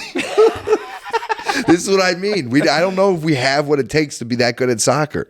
So, but I'm stealing from a premise that was on like the Patrice O'Neal episode from O&A. So good, but honestly, our soccer is like our 12th favorite sport. Without doubt, yeah. I mean, so UFC's over it. If America took 5 years to say, all right, we're putting all of our we have to win for the fate of America. Mm-hmm. We have to win at soccer. Yeah, and you great question. Yeah, take the top 2 athletes from every sport. Yeah. Really? Yeah, so are we just training them now, or are we saying, hey, we're preparing in 10 years to fight for our country? If soccer mattered, if they started getting out fucking max contracts for soccer, 100. If soccer contracts were damn, every soccer player from all the other countries are 5'7". Yeah. But don't they already give out that? Like, doesn't Mbappe have $1 billion contract or something like that? Probably so. I think the money is in soccer. We just, again, it's not the culture here. It's not the culture here. But I get what you're saying. The Best greatest, athletes, right? The greatest athletes. Yes, 100%. I'll never disagree with that, of course. Look at basketball. Like, dude, they're going to do football in the Olympics. That's going to be we're going to mark you. Another sign that it's starting to get a little too white boyish around here. Thankfully, European white boyish. Basketball is not an American black sport anymore. What is it? Then what would you call it? European. Yeah, a little bit. Yeah, foreigners and some white foreigners to boot. Yep, Jokic, Nurkic. There hasn't been a homegrown white boy that was cold at basketball. I think there's Buddy that's on the Lakers right now. I was say, what about Dallas Cooper? Oh no, you're talking about Austin Reeves. Yeah, white guys from America. Yeah, what about Cooper Flagg? First overall pick. All right, white guy. That's 2. We got 2. In the last, how many we put together a team. Hold on. How many Captain years? Kirk. There used to be Chris Mullen. Yeah. Sean Bradley was. No. I was gonna say Detlef Schrempf, right? Like 7 foot tall. He bangs his head on the wall. I remember that guy. Yeah, Sean Bradley. It's the only thing I know about Sean Bradley. Oh my gosh, Muggsy was in that too. I love Muggsy. Yeah. Muggsy Bogues. Okay, Charles Barkley. Yeah. Larry Legend. There's another one. I was actually gonna try and get away from him, but even, you had Bill Laimbeer. Dirty player. He's super dirty. Feels like, and again, I would never just put this on someone's character, but feels like a racist guy. I've never met him. No, Bill Laimbeer. Oh, Bill Laimbeer. Like feels just. I don't know. You know what though? I'll bet $1 million that he wasn't this fancy racism we have now. I bet that he said racial shit to all of his black players to the point where you're like, that's just how Bill is. He got like he got we a accept pass. him. Like he's Yeah. not even a pass. It's just he's a redneck. If you're authentic, Is he a redneck? if you're, when you get to a Bill Lambier level and you play for Detroit, He's a redneck. Yeah. Anyone's a redneck. Yeah, no, I get that. I totally get that. Yeah. But if you're authentically yourself, Mm-hmm. it's not even a pass. It's just you're authentic. I know what I'm getting. It's a subversive fakery. For sure. When you feel like somebody's shaking your hand and then they have like, a poison knife behind their back and they're going to stab your chance at getting the job. For sure. Stab your chance at getting this loan. Yep. Stab your chance at getting your housing or whatever the fuck it is, right? Mm-hmm. But you take Bill Lambier and he's calling Asian people by the C word. He doesn't even call black C people word. the N word. He has like the inventive ones, man. like moon crickets and Oh my Lord. shadow puppets. Bill Lambier calls us. I am so happy I've never heard the first one. I am so happy. That makes me feel better as a person knowing I didn't know that one. Sadly, I did when you said the C word. I immediately thought, of course, I know that one. By the way, I haven't heard that one in forever. The last time I heard it, basketball again. Jeremy Lin caught fire. Stop. Wait. Let me get through it. By the way, so Jeremy old. Lin. This is 15 years. Caught fire. It's 10 years. easily barely 12. Yeah. Jeremy Lin catches fire in the playoffs. Yeah, of course, Linsanity. Linsanity. Yeah. Do you not remember this one? It was, and the announcer said. It was after they lost their playoff run. Okay. And or he ended up getting like something happened and it wasn't good for Jeremy Lin. And Buddy, the announcer said, "Oh, they finally found a C in his armor." Wow. Gone. Yeah, that's Immediately so, out but of that's there. funny as shit. That's hilarious. But and that's I know so what you were good, doing. dude. That's so good. Oh man, yeah, But I'm you so gotta old. go. I'm so old. I grew up with the Cleveland Indians. That's great. Yeah, I the grew best up logo. with the Best logos. Washington Redskins. There was another one. Tough. That one is just tough. That one because there's yeah. skin. Yeah, in it. great logo again. Great colors. The maroon and yellow. Tough name. Yeah, and you know what? Not everybody in that community, I'm sure, was offended, but it was just one person going, I guess I'm just going to be performing low-hanging fruit for the Redskins in the audience.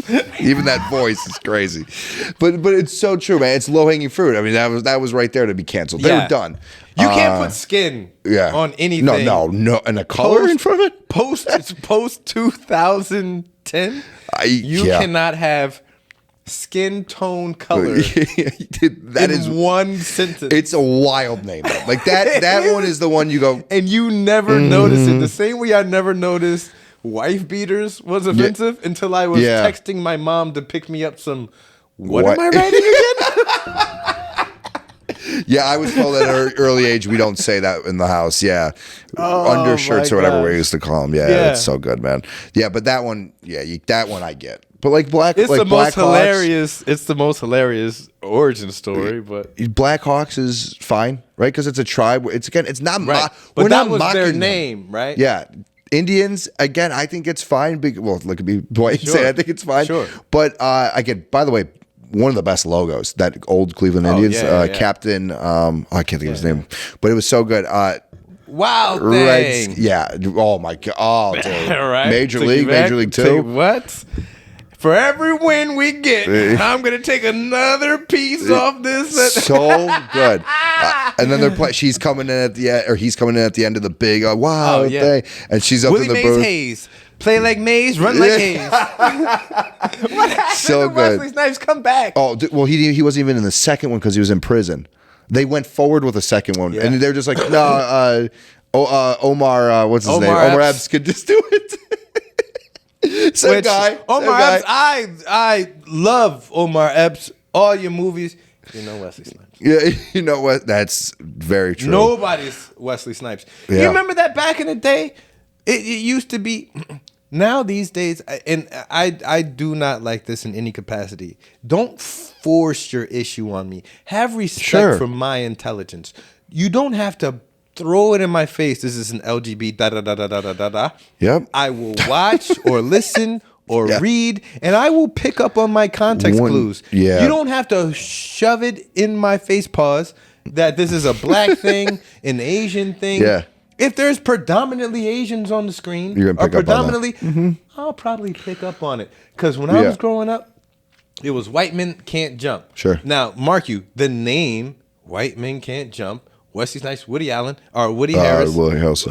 Harrelson. It's like their third movie together, by the way. Yeah. The only one that like states race out in the open. Correct. But the movie wasn't about black and white thing. It was about. But by the way, the most niggerish one was Woody Harrelson in there. Yeah. It's like His girlfriend was a Puerto Rican. like, he was a hustler running away from some guys he owes money to. Yeah. Wesley Snipes, legitimate businessman, Yeah. played basketball in his spare time, working on owning a house. That's why the movie's so good, man. Yeah. Right. They were money trained together. Mel Gibson, Danny Glover. Sure. How many movies did they make together? And they never said, "Hey, my white, my white co-cop. Yeah. Did you want to come over to my black family's house and eat some collard greens with us and some fried chicken and some watermelon?" No, he was just. There were two cops from different, whatchamacalls, came together and then there's a bad guy. Yeah. One of them's a white dude from South Africa. Whatever. One of them's fucking Chinese Jet Li. Whatever. It wasn't Chinese are fighting oppression. Yeah.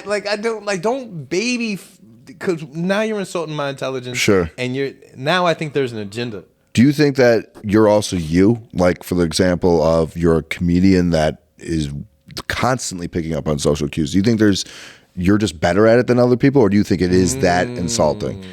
Because again, people like us that are doing comedy and just overall taking in people, I mean, we constantly see it. There's people that just go in their office 9 to 5, and then outside of their circle, it's a different thing. They need it in their face. But that's me playing, devil's advocate on that. So no, I mean that's an excellent point, and I agree with you. I think there's definitely a percentage of that. I'll also say though, art imitates life, imitates art, imitates life. And movies and what we digest as entertainment is also priming us on who we are as a culture and as a people. Yep. Like the Mafia was moving a certain way. Then Godfather came out. Sure. And that changed how they started dressing a little bit differently. Yeah. Acting a little bit different. There was aspects of, the Mafia was there, and then not Mario Puzo, but whoever. You're talking about the guy who wrote Godfather. Who wrote it? Yeah. Puzo wrote the book. Wrote the book. Francis Ford Coppola. Yeah, and then so Puzo writes the book based on the real life people. Correct. Yep. Coppola comes out with the movie. Yep. Romanticizes the shit out of it. Yep. And now the Mafia reacts to, it was the life that made the art that then changed the life. Correct. And then so doing this stuff where, all right, another old alert, when I grew up and they had the first Power Rangers. Sure. It was wildly offensive. Okay. I need to, what year is this? The Yellow Ranger, this is early 90s. Okay. This is mid 90s. Yeah. Okay. It's like 95, 6, 7. Okay. The Yellow 3 Ranger years, yeah. was an Asian girl. Okay. The Black Ranger, the Black Ranger. Here we go. Was definitely a breakdancing black man. Okay. He had to dance after every kung fu move that he did. It says breakdance. Do we have that right? I just kicked ass the here. Red Yeah, you gotta Ranger. dance. The Red Ranger was like a red-faced Italian dude. No, was it really? I promise. They just nailed. They didn't even attempt to hide it. Yeah, let's just run the ball. And then Blue Ranger was just a goofy white guy. Yeah, the run the ball situation. I love it. Pink Ranger was we know they know. Pink Ranger was regular white girl. Yeah. Oh, we gotta see who directed that. And these days it would be 4 out of the 5 Rangers would be black women. Yeah. You asked about straight white guys. He's the bad guy in it, no doubt. Right.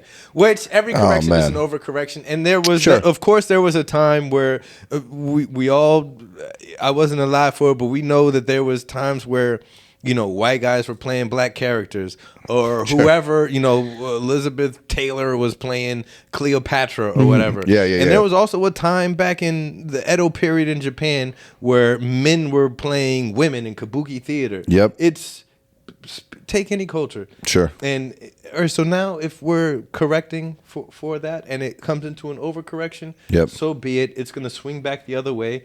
And to go back to maybe what we were talking about in the beginning, I think the overcorrection is coming. I do think that straight white guys were catching a lot of heat for everything. Yeah, sure.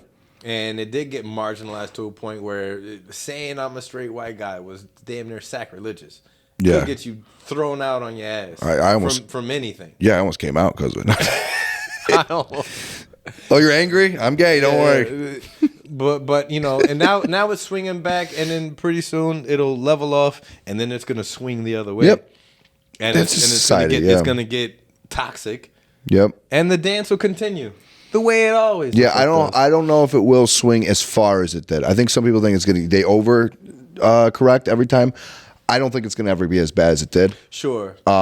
Maybe lose some momentum and we come back closer to the center. Yeah, and also cameras. People know what it's like. These are now going to be actions that are caught on camera, all that stuff. Because they're back in the day, man, like especially like the Louis stuff and everything. This is in rooms that Harvey Weinstein, all that stuff was just in non-camera rooms without cameras and stuff. You heard about now it's everywhere. You know about it. And yeah, 100. And now, yes, we're aware of it too. Now on top of all that, now make believe in our little addiction bricks. Yep. Looks as good. Sounds like coke. Life. Yeah. Yeah. Yeah. This AI stuff is gonna be wild, dude. It's crazy. I try to avoid it, but for work I kind of have to use it a little bit. How long ago was the GameCube? 2002 came out, so 22, remember at the time 25 of the years. GameCube, you were like this. So I would be 5. I didn't get it till I was like probably 9. So, but you're looking at the GameCube and you're like, Madden, That's your gun. 2004. Yep, best graphics you've ever. How can it get any better? Super Mario on Super Nintendo. Yes, this is the greatest thing I've ever. You're jumping into painting a different It's world. 3D. It's not just left and right. So you good. can go whatever direction it can't get any big. I fart on that. That wouldn't way to even put it, be yeah. a game I download for free on my phone. Yeah. Now, fucking. Have you done the simulators? That's what's refuse. next, right? I refuse. Oh, dude, you can be in there, dude. We wouldn't be doing this podcast. I pop this off. I go, oh, it's 4 o'clock. We started this at 1. And then I got the lines up. The do-rag lines. And I just think I just like led the Packers to a Super Bowl in there. I'm like, it's insane. You got holes dude, in your it's walls? insane. Yeah, dude, I've hit. Yes, that's a real thing. You could actually get hit. By the way, the biggest thing I have, the biggest fear I have of that is not getting, not being like, oh my God, where did my time go? But if anyone, like my roommate or someone, were to come home and I'm so into it, I can't hear them. And how I look on that thing, hunched over, it's one of the ugliest things you've ever seen in your life. Especially if you're doing what we all know you mean by Madden, no, bullshit, no. Absolute bullshit. Cap, 100% on that. No. Because here's the thing, dude, and I will go on here. And I will tell you that this guy's losing it. Bullshit, dude. Bullshit. It's a denial for me. I'll tell you why, dude. It is too much. Too much. It is too much. First of all, I'll never date again. You know what I mean? If I got into that, why would you? Right? You spend $800. Yeah, on this women thing? schmimming these days. How much are drinks, dude? You go on a date, you're dropping $200, $300. Probably a nice date. Well, yeah. That's scared me. That's a month and a half, 2 months on the scene. If you're trying to legitimately date, or you just drop it and keep paying your electric bill. You don't even need to. It's charge. You just charge the thing, man. It's and batteries. You don't have to deal with that. Why are you still here? No. Poof, be gone. You do still have to deal with the cleanup. I'll tell you that. It's tough. That's what I hear. But yeah, man, you get lost in that thing, and it's not. I kind of had to put it down. No, it's dangerous. And then that, dude, that's second gen of it. You know what I mean? That's what I'm saying. New model. We're right now because time is relative. It's always in momentum, right? But right now is the GameCube of it. Yeah, and GameCube. 1000%. Right now, we're looking at the Super Nintendo version, going, This is amazing. Yep. Yeah, it's going to. And you can see it too. That's the worst part is like there's parts of when you throw it, you're like, I wish it was a little more accurate. And they're going to keep improving that. And you know what they got now, man? They're putting fucking treadmills in where you get on this thing and you're running and you're like fully into this. I can't imagine the anxiety I would be feeling they make horror games? What are we doing? So here's and we gotta. I could talk to you for the next 28 hours, but we do got to start because the attention span of a spider's web people have these days. Yeah. We'll put this out on TikTok. So what happens? So what happens now, right? Yeah. So you have the cost and the entertainment and the quality of entertainment these days at a premium. It's only getting better. Only getting faster, only getting, more insanely visual, right? Yep. And the same computers and engines and whatever makes computers go, the same things that are making entertainment so much more viable and so much more addicting and sticky are the same things that are about to take in the next decade 60% of the job market. Yeah. So now the reason to never leave your house and stay entertained is going up. And then the ability and the supply for making money as a reason to leave the house is going this way. Yep. So, how much longer do we have truck drivers? Yeah. How much longer do we have lawyers? How much longer do we have coders? Yeah. Coder. That's the big one. Right? Coders, receptionists. That's spent a decent six figures on a college degree for something. Chances are, if you're not working with your hands, if you're not in a vocational school, plumber, electrician, fucking carpenter, or dentist, surgeon, which, by the way, working on those two, that's only a matter of time, but on a farther timeline, and not because computers don't have and robots don't have the sophistication. It's the blame game. Okay. It's the if my Tesla car is parking itself and it hits another car, who's getting that bill?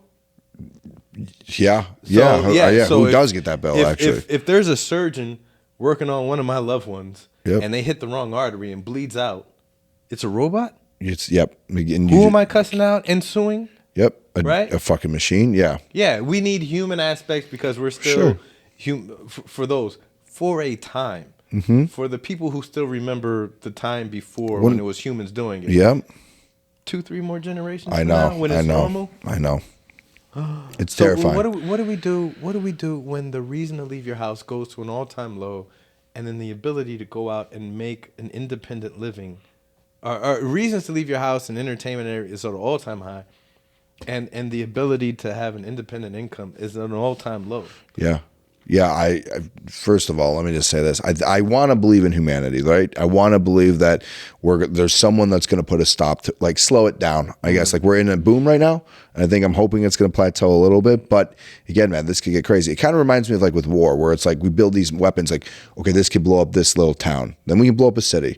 Then we can blow up a nation. Now we actually have weapons that can take this whole thing out, right? We're not pressing that button. We're not going there. So I do think we're going to get to a point with AI where we get we can have all that, but we might not press the button to be using all that. But again, even think about stand-up is such an original thing. Go on ChatGPT and put in a Mike Knight, tell me a joke, Mike Knight style, and put in like your YouTube clip or something. It's scary how accurate it can be. And you're like, wow, that is how I talk. And it's terrifying. That's that. I mean, artists, bye-bye, gone. Have you ever done art on AI? It's so, gone. It's sad. It's scary. Poem. Yeah, man. I don't know. Yeah, I guess that's a future Nick problem. Yeah, it's crazy you mentioned that because that was my Dan Soder conversation I had was at the Laugh AI Factory because I had saw maybe not even a week or two before before that benefit Yep. I had saw it was Dan Soder and I think like the Legion of Skanks gang. Oh, sure. Yeah. Those guys. Big J Okerson and, Of course. and like some other people. Yeah. They were sitting at a panel. It was like 4 of them. That crew. Yeah, Gomez. Yeah. Those guys. Yeah. And they had the AI up. And they were like, they did exactly what you just said. Yeah. And they had the AI do like a Soder. minute or 2 minutes on everybody that was there. Yeah. The tone, Was it perfect? sorry, it was there, and it was like scary. And that was the premise of what I was asking them while we were there. Yeah. I think I've talked about it in a previous episode. I was down a rabbit hole, and somebody did an AI for white guy, legendary, Richard Pryor, and How legendary? Richard Pryor. Oh, wait, who's Not, the white? it's a white guy. It's when you say that like the original. Oh, like it's George Carlin. George Carlin, thank you. Yeah. Somebody did an AI, and I think they did a whole album on him. Okay. But this thing that I was listening to was George Carlin's AI. Yeah.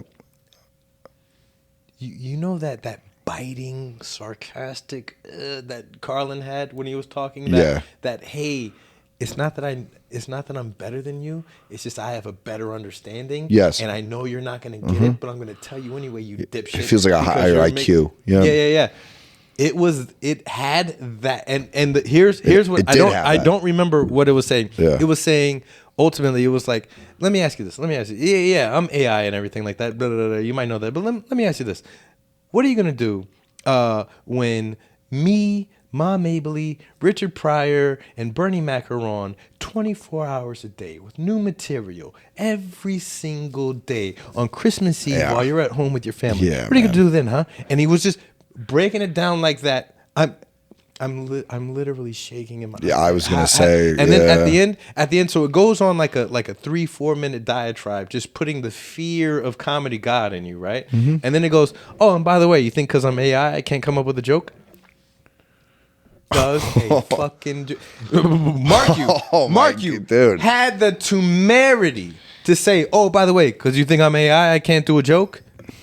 Setup, then told a joke, which I mean, I don't remember I just know that it stands out of my mind, and I said, oh, the Atari version of this is out. Scary already. Yes, is out right now, and we are going to get a full-blown PS5. Where it makes itself. Yeah.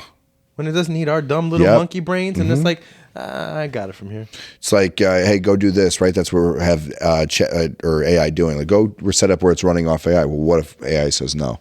Because it can't. Because it can now, right? 2001: A Space Odyssey.